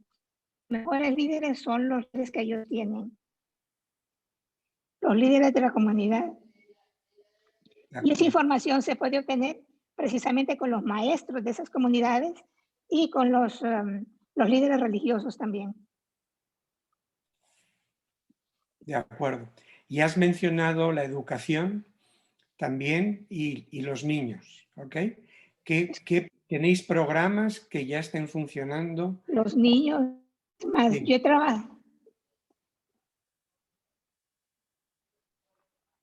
No. El contacto que yo tengo con la educación es que mi profesión base es magisterio, maestra. Y precisamente yo inicialmente trabajé con los indígenas, con los misquitos. Y después, ya como profesional, trabajé bastante con los pescadores artesanales y con los pescadores industriales. Entonces yo tengo bastante contacto con ellos. Y también en algunas comunidades, algunas organizaciones de protección, especialmente la gente de las islas de la bahía. El problema que ellos tienen, te voy a decir, para realizar, y los maestros también, son materiales de educación que puedan ser utilizados especialmente para los niños. Y precisamente por eso es que me llamó mucho la atención el trabajo que han hecho algunos de los compañeros, y creo que se debe establecer. Tenemos que buscar una base de datos de gente que esté trabajando con esa área, con la preparación de materiales y los tipos de materiales que ellos han desarrollado, para ver la posibilidad de poderlo publicar y que su publicación sea masiva y que sea accesible para los maestros de las escuelas de las zonas costeras. Muy bien. Muchas gracias, Mirna. Y con esto enlazamos con Yolanda, ¿no? Para ver también que nos expliques un poco más cómo estáis abordando el problema de la educación y la comunicación con las comunidades desde Relato. Perfecto. Muchas gracias, Juan Carlos, y gracias a todos los demás panelistas, en especial a Mirna por su mención a la educación. Yo creo que parte de lo que contaba Mirna es esencial, ¿no? El conseguir aliados en cada una de las comunidades cuando uno trabaja con comunidades, y estos aliados suelen tener un rango de liderazgo, pero sobre todo para mí me pasa igual cuando trabajo con comunidades o cuando voy a trabajar a un colegio, o si trabajo con pescadores o con profesoras o profesores, como que me pasa que al final lo más importante siempre es entender qué es lo que ellos necesitan, qué información ya manejan y qué tipo de información les interesa y de qué manera les interesa. Entonces, muchas veces, y creo que en eso la palabra educación está un poco viciada, en que uno se imagina que educación es llegar a imponer lo que uno sabe o lo que uno conoce a la comunidad o al colegio o a donde sea. Y eso ya no es la educación. La educación, ese es el recuerdo que tenemos de haber estado sentados en una clase con una persona delante nuestra diciéndonos todo lo que sabía. Pero ahora la educación se ha transformado y ahora es una conversación entre lo que saben las personas, entre lo que les interesa, en cómo ayudar a que la información desde el otro lado sea una deducción y no solo una imposición de nueva información o contenido. Entonces creo que es súper importante siempre analizar muy bien cuál va a ser el objetivo, el público objetivo y el mensaje que queremos hacer llegar, y que eso nos permita diseñar programas educativos con una base en investigación en educación, que también es parte de lo que lo que se ha hablado, ¿no? Dentro de toda esta multidisciplina que necesita la ciencia de los océanos, también está la disciplina de la educación y la didáctica, y qué tipo de herramientas son efectivas, porque nosotros podemos finalmente, como pasa en muchos países, conseguirnos un financiamiento pequeñito que permite que nuestro proyecto llegue a la comunidad a través de una charla o a través de una presentación, pero nunca sabemos qué tan efectivo es, no sabemos si la metodología es buena. Científicos o científicas muchas veces no hemos sido formados en el área de dar una charla o preparar una actividad. Por otro lado, los divulgadores o quizá profes no conocen tanto el tema, entonces creo que es una mezcla de información, y por eso hablábamos antes de la profesionalización un poco de quien se especializa tanto en contenido como en diseño de actividades. A mí me gustaría contar, que no conté antes, sobre la red, y que para mí es importante también, porque bueno, ahí como con Juan Carlos nos delata un poco nuestro acento de compatriotas, pero como extranjera viviendo en Chile desde hace 8 años, cuando monté esta red de educadores de educación latinoamericana para el océano, mi principal preocupación era que fuera representativa y no tomar de ejemplo ninguna, porque existe una red en Estados Unidos, y está la red europea de educadores marinos, y hay otra en el Pacífico. Latinoamérica no tenía, y mi misión fue construirla, y al mismo tiempo construirla con la visión de mucha gente de muchos sitios, y por eso hoy día, afortunadamente, y aprovecho de darle las gracias a toda la gente que colabora, porque tenemos 13 coordinadores y coordinadoras en países diferentes, que además de darnos su punto de vista sobre cómo esta red debe de avanzar, además ellos nos ayudan a integrar más gente a la red, que es el inicio de esta red, es hacer un catastro gigante de qué es lo que está pasando en toda Latinoamérica en cuanto a la educación marina. Y, por ejemplo, Mirna, que preguntaba, nosotros en Honduras tenemos una coordinadora que trabaja en el Rotan Marine Park, que se llama Timna Varela, encargada de educación también. O, por ejemplo, en Baja California también Fernando Castillo, que está trabajando en el Museo Ketchum. Como que en cada uno de los países tenemos gente que nos conecta con su gente, y que nos da su visión y lo que piensan y lo que se necesita. Y para nosotros es súper importante, porque le da la rigidez y la estructura necesaria a esta red, que sabemos que va a ir creciendo y sabemos que va a ir alimentando mejores prácticas, mejores experiencias, y también un poquito ayudar y facilitar que la educación marina sea más accesible, ¿no? Y porque hemos visto muchos casos en los que los profes, las profes, no cuentan con tanto material de educación marina. Los libros de texto, todos sabemos que lamentablemente hay mucha más representatividad terrestre que marina. Entonces, sabemos que todos estos proyectos que están repartidos por toda Latinoamérica han creado materiales, pero están dispersos, es difícil de encontrarlos, tienes que conocer el nombre de la iniciativa o del proyecto. Entonces estamos recopilando todo este material para facilitar el trabajo de aquellos que quieran hacer algo de educación marina y que digan, bueno, voy a buscar algo sobre tiburones o sobre plástico o sobre corrientes marinas, y poder encontrarlo en la página. Entonces creo que, contestando un poco la pregunta, que me alargué mucho, pero creo que todo el camino está en el trabajo colaborativo y en tratar de unir fuerzas entre todos, porque la educación marina es muy necesaria, pero no se ha hecho tan visible. No es la foto bonita con los niños porque el proyecto se hizo, sino quedarnos tranquilos y seguros de que realmente eso generó un cambio y compartió información que quedó instalada, y eso va a generar una mejora hacia las actitudes hacia el proyecto. Sí. Muchas gracias, Yolanda, y te vamos a contactar porque es muy interesante lo que propones como elemento transformador de nuestra cultura con el océano. Y hablando también de puentes y de cómo cruzar esos puentes, la siguiente pregunta es para Memo: ¿de qué procesos podemos o qué procesos sugieres utilizar para poder juntar a los diferentes interesados en definir acciones sobre cómo hacemos uso de los recursos marinos?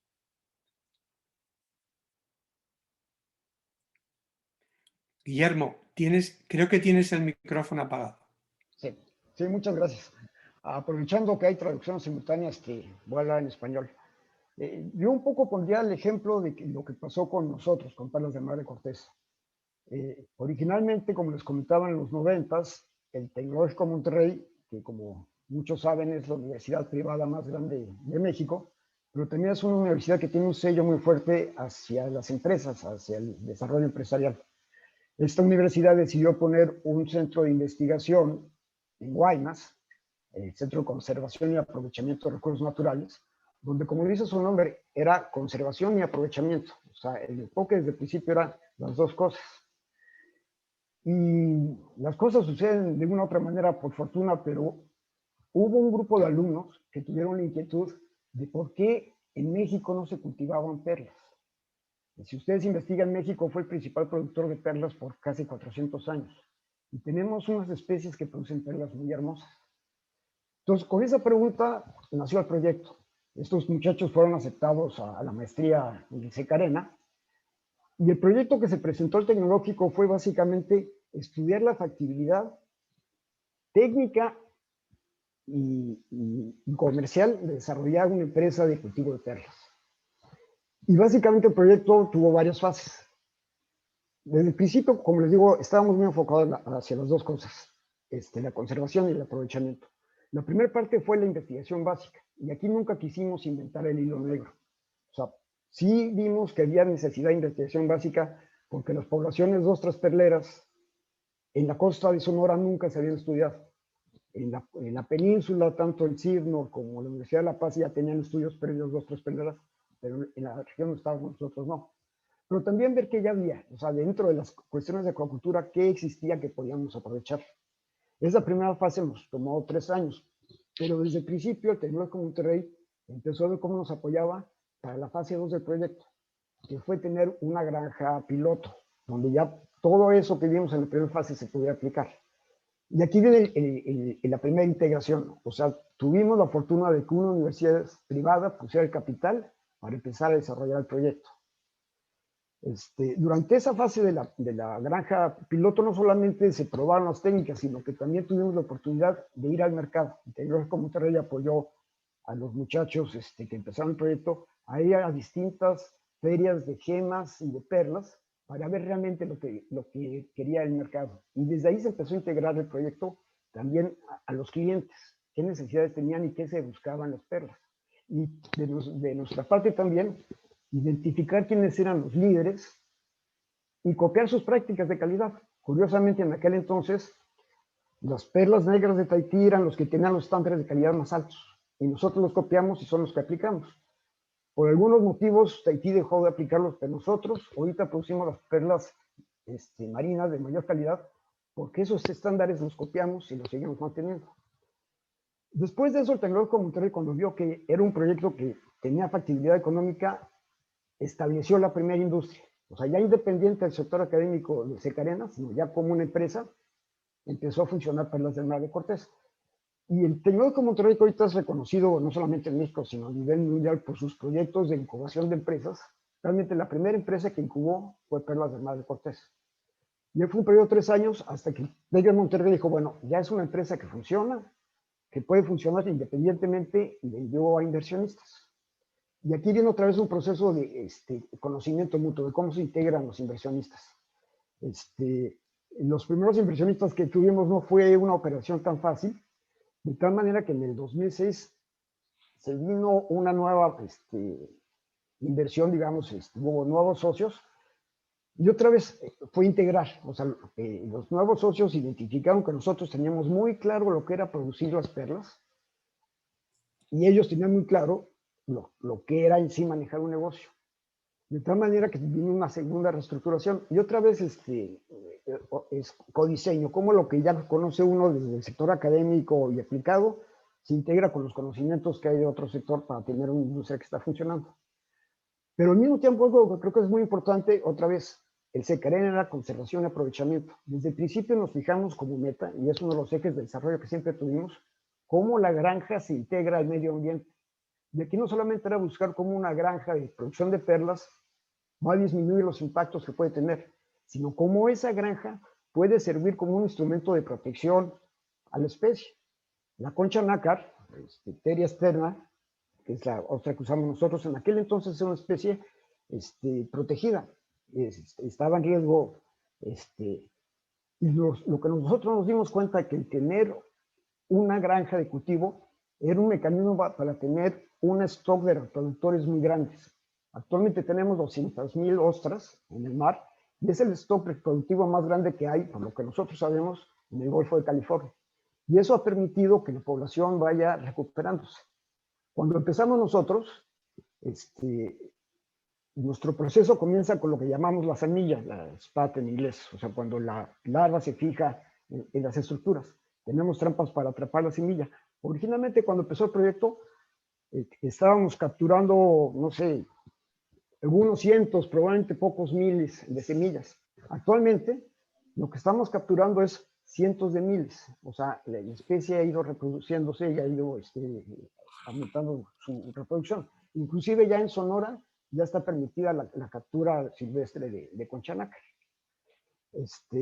Pero al mismo tiempo nos dimos cuenta otra vez de que no era suficiente nosotros aislados. Si esto se va a desarrollar, y esperemos que se desarrolle, inclusive ya hay otra granja en el sur del Golfo de California, en La Paz, teníamos que ver cómo los nuevos desarrollos no violaran esos principios que establecimos nosotros de sustentabilidad para el cultivo de perlas. Así que trabajamos con el sector legislativo para que se desarrollara la norma oficial mexicana de cultivo de ostras perleras, donde hay aspectos muy importantes que se consideran. Uno es el no mover poblaciones, organismos de una población a otra, porque nosotros vimos que en el resto del mundo no hay ostras perleras, granjas de ostras perleras, muchos problemas de enfermedades en las granjas se debía a esa práctica de estar moviendo organismos de una zona a otra. Trabajar con semilla, y eso es muy importante, trabajar con semilla silvestre, estamos por un lado aumentando la supervivencia de la semilla, ya que la estamos cuidando en cultivo. Segundo, estamos aumentando la reproducción, ya que tenemos organismos adultos juntos en una sola sección.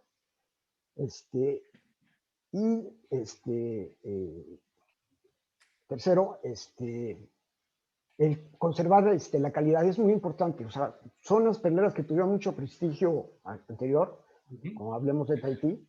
Son las perlas de mayor calidad en aquel entonces y decidieron cambiar su filosofía de calidad a cantidad. ¿No? ¿Sí? Sí. ¿Sí? Mira, Memo, siento cortarte. Sí, el problema es que esto ya nos estamos comiendo el tiempo del panel y me gustaría que Ingo nos interviniera, ¿no?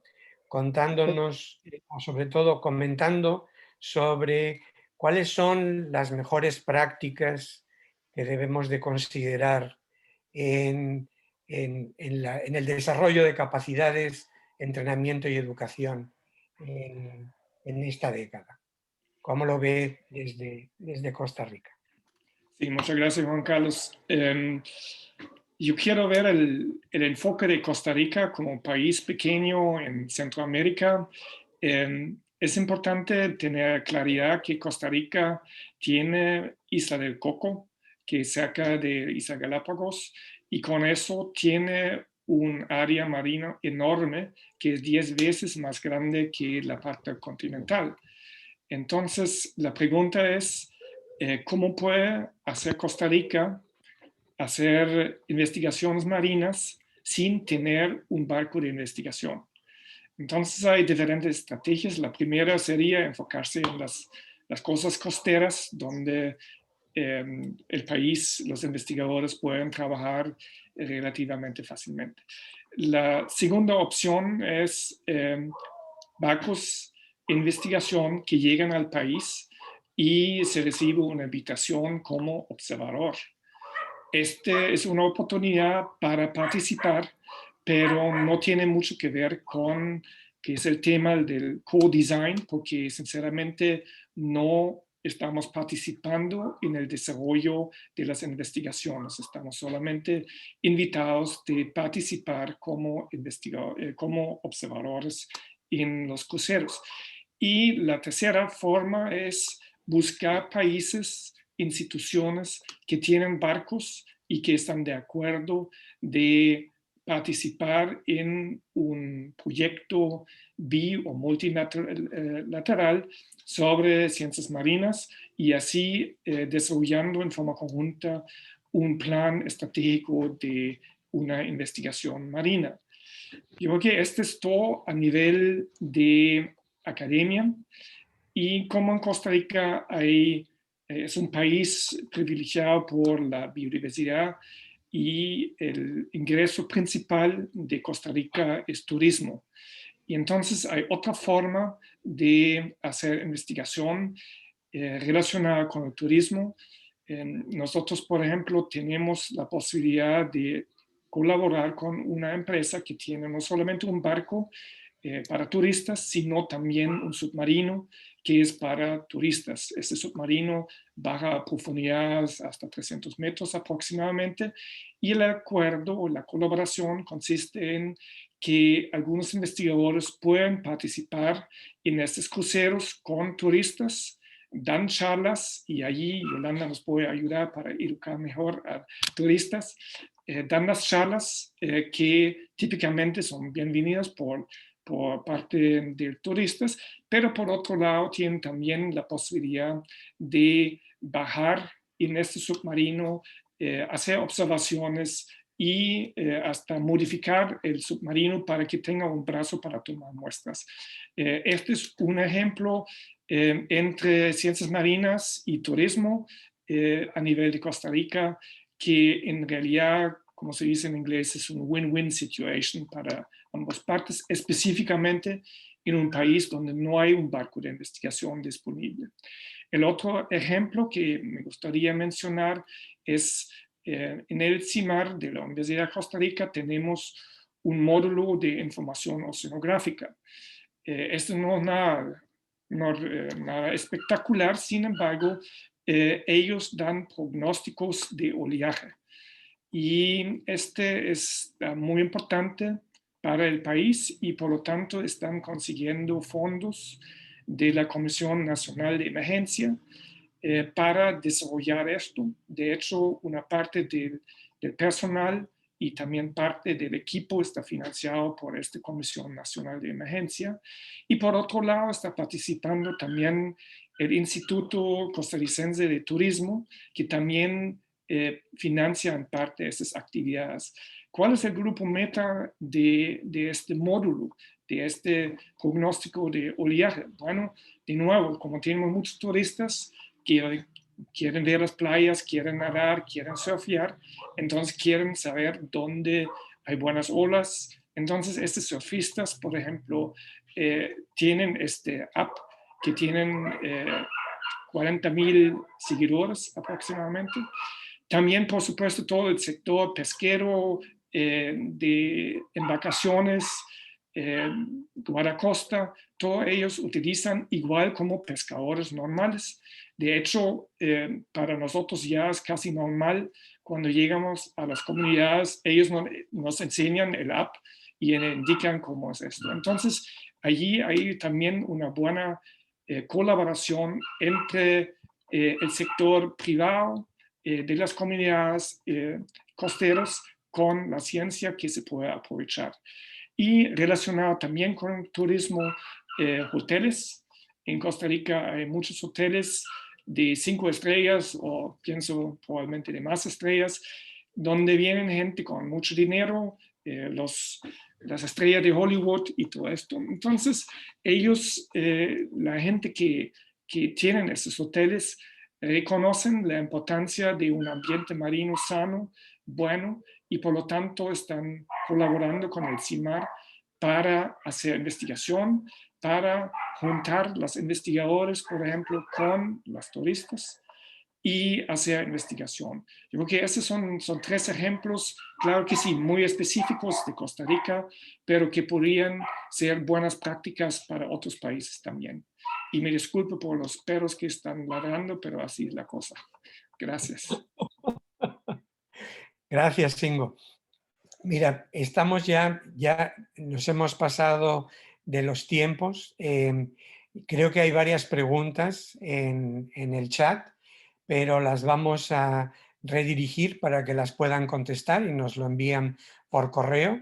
Sí, agradecerles su tiempo, y creo que también además de las experiencias que nos han compartido, que son muy valiosas, también el hecho de conocerles y de saber lo que están haciendo cada uno de ustedes y para poder contactarles más tarde, sobre todo pensando en una colaboración a futuro con los esfuerzos que ustedes ya están haciendo.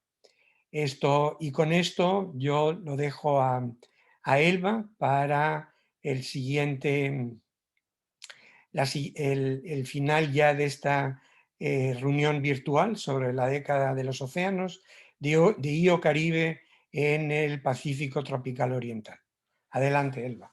Y gracias a todos. Muchas gracias. Thank you very much. Muchas gracias, Juan Carlos.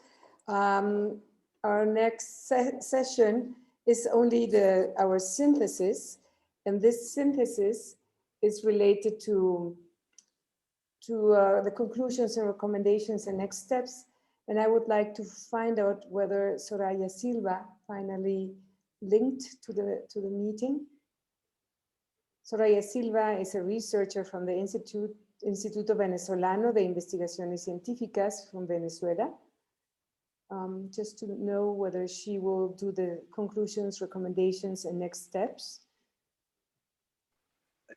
Elba, Soraya has some internet connection problems, so okay. I would suggest you to go ahead with the summary and synthesis.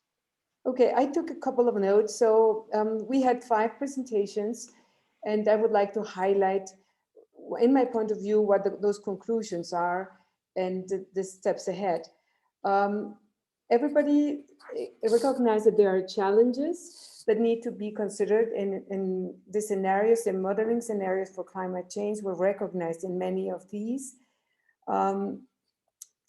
We also, the presentations also recognize that the reciprocal interaction determines the success of the programs in a region. Communication is important. The involvement of early career ocean professionals is very important nowadays because we need their participation in many of these programs to have a better visualization. We need to bridge from monitoring to solution-based thinking and understand that there are lessons from the long-term programs, from the collaborative programs, from the multidisciplinary programs to understand and provide solutions for adaptation to the marine changes and in particular to have data available that can be used for decision making. Data seems to have been one of the aspects that everybody has considered for the co-design. Data that I have been asked to turn on my camera, so allow me to turn on my camera here. Okay. So there are these different type of stakeholders and users of data, which are in the policy and the fishery management and the conservation and education and even the scientists. We have this direct engagement with stakeholders helps to understand as well the community needs, and we need to consider these needs to move forward in the next steps, in particular for the decade. Another aspect that was presented was how to contribute to a broader understanding, which is not only the local needs, but the regional needs within these programs that need to network and to have interactive views to enrich and to make robust proposals and programs. In the panel, it was highlighted the importance of ocean education, the importance of traditional knowledge in dealing with the ocean, the importance of ocean science in co-design with fishermen and with the sectors. And it was highlighted that this process of co-design is not static and once in a lifetime, but it is recurrent. It needs to be concurrently taken part along the program. And Guillermo showed us different aspects in which the co-design got involved, in which the science best practices are important to understand the other disciplines and co-design the programs. And these programs are successful and can be repeated in many of the regions. There was an importance of identifying natural leaders in the different disciplines: education, traditional knowledge stakeholders, teachers, the children, materials, and books. The importance of the private enterprise, the different sectors, and its application to conservation, as was presented by James Ketchum, to evaluate how the connectivity along the region is important, and this knowledge is important to define the form, the shape, and the co-design of the marine protected areas. The investment in knowledge from the nations, from the different sectors, and how to integrate this inversion in the co-design. The partnership, the importance of multilateral partnerships with marine sciences, with strategic planning, and with the different sectors. The importance of citizen science and how private science partnerships with citizen science and good practices can bring successful programs. I will leave it there. And what is important in all this is that we will present a report, and the report will have a feedback with the experts in such a way that we will have this report available for the region and for the experience in the other regions. While I will take some of the questions that are available, I would like to provide the last 3 polls for the community that is still in the presentation. And I would ask them to respond to the poll of the 3 different different last sections. Thank you, Alex, for providing them. And I will go for the presentation, for the question and answers that we received. Adoteblim asks whether we have an underwater cultural heritage capacity within the Eastern Tropical Pacific region, and if it considers training and education. And I will open this to the 4 panelists and to our the people that presented. We have as well another question. I will bring 3 questions together. So Silvana Prichinov asks, thank you for your very informative seminar. And she is interested in discussing more on ocean acidification effects on the commercial species and the climate change resilience and adaptation in the region. And Roberto Cano asks and mentions that sería importante contar con una biblioteca virtual para los docentes como una herramienta. So those are the questions, and I will open it to the panelists while people respond to the poll.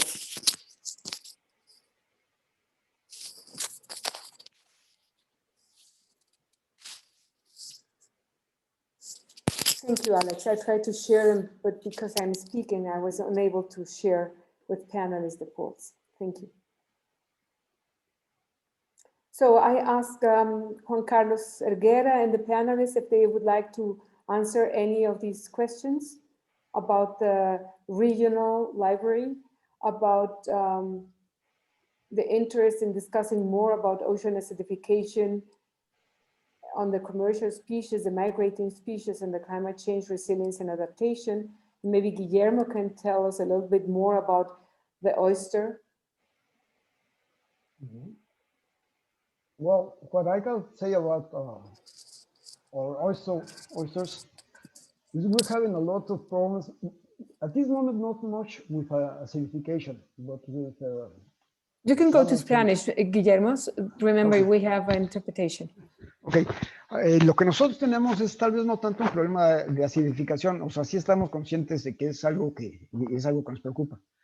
Pero ahorita realmente el principal efecto que tenemos es en el cambio climático. Cada año tenemos veranos más calientes Y ese es el efecto que nos causa más problemas en la supervivencia de las semillas y de los adultos jóvenes. Básicamente es ahorita el punto que nos preocupa.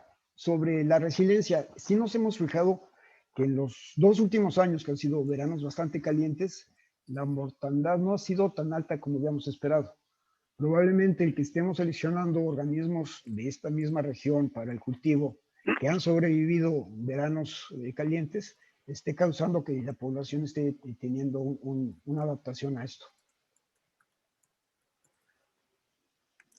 Muchas gracias, Guillermo. No sé si todavía esté James con nosotros y quisiera hablar de esto con respecto a los pelágicos, o si está todavía, if Natalia is around and she can answer around about ocean acidification effects and cow coffee. I'm still here. Thank you, James. So yeah, what was the question again? Because I'm sorry, I just came back from. The question is whether there is ocean acidification effects on the commercial species, and if there are some programs for resilience and adaptation on climate change for the pelagic. Yes, that's a very important subject that we don't really work on, but there's definitely groups that are working on that subject worldwide in different areas. And so we do have some projects that are working with climate change and the resilience of migratory species in the Eastern Tropical Pacific. So we have some experience with that, but not so much with acidification. That's not within our scope. Okay, I don't know if Natalia is still around and she can answer about on that. Yes, hi Thank you, Elva. Natalia. Thank you for the question. So cow coffee actually has one of the longest time series for ocean acidification. Charles David Keeling started collecting some of the measurements in the 80s before people were even concerned about ocean acidification, and cow coffee has just received additional funding to keep that monitoring going. So we are providing information on carbonate chemistry parameters in the California current region. One of the things we're trying to do better is actually couple those biogeochemical measurements with the larval time series that we have. So of course we collect zooplankton, and so we're hoping in the future to be able to look more closely, especially at the larval calcifiers in the samples, to see if there are correlations between either abundance patterns or damage to the calcium carbonate structures in some of those larval calcifiers that coincide with time periods where the pH is lower. So for example, upwelling events will actually bring up lower pH water to the surface, and so that can put additional stress on these organisms in upwelling regions, like the whole Eastern Tropical Pacific. Thank you very much, Natalia. So with this, we finished today's virtual event, and I really would like to thank all the participants and speakers and let them know that we appreciate taking the time to attend this event and become part of the ocean science revolution. To the IOC and institutions, thank you for bringing us together, and let them know that the final report will be in brief available at the Ocean Decade and the IO-Caribe web pages. And Cesar, I give you the floor for the closing remarks.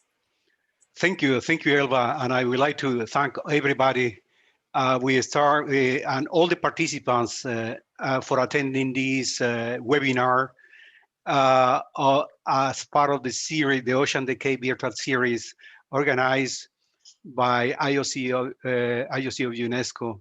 And in this case, for our webinar called Designing the Ocean Science We Need for the Eastern Tropical Pacific, with the support and in collaboration with the University, UNAM and CICESE, and with the kind support of the government of Sweden.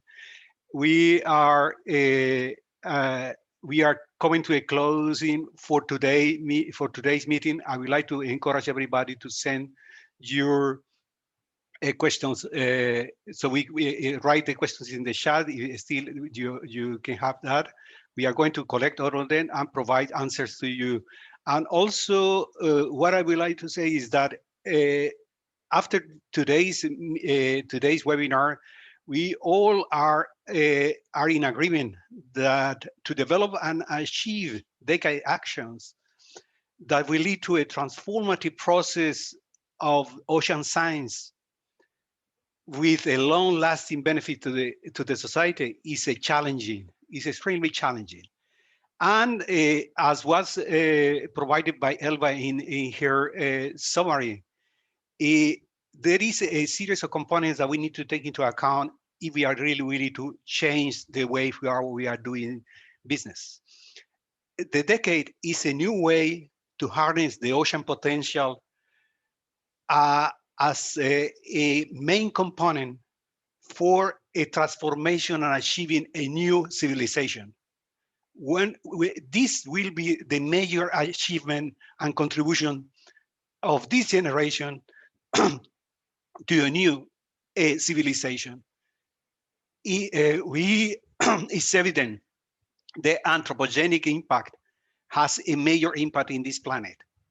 And one of the ways that we have in this at this moment, this is a great opportunity to join forces within the decade as a platform to harness a contribution of the ocean as a main engine and component of this planet is to join forces via strengthening the partnerships that should be inclusive, that should integrate not only ocean sciences, but as well as the other social sciences.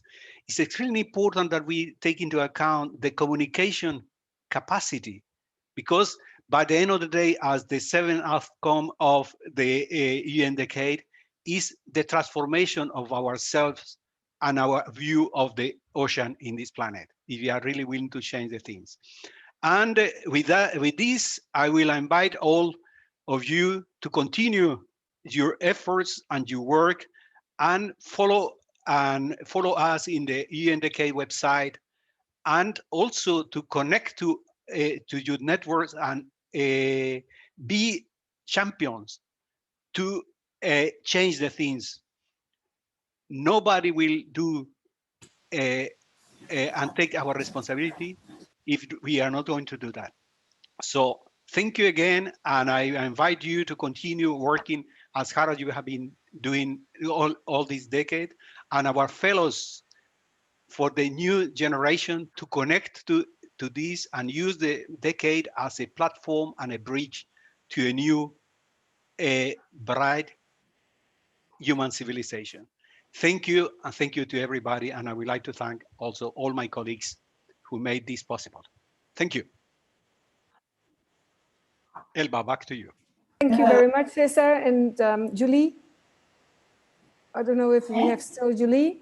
I think everyone, thank you, Julie, if you would like to close. Well, thank you very much for this great event.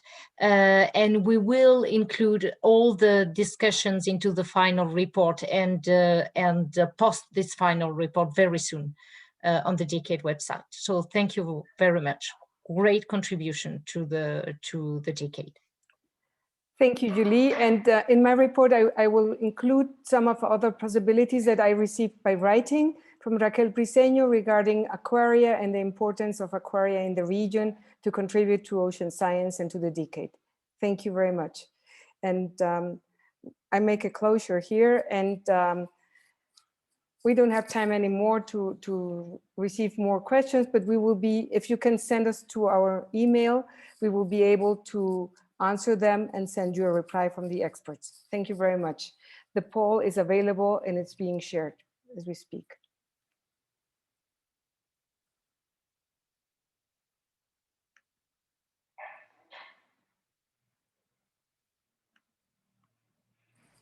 Goodbye.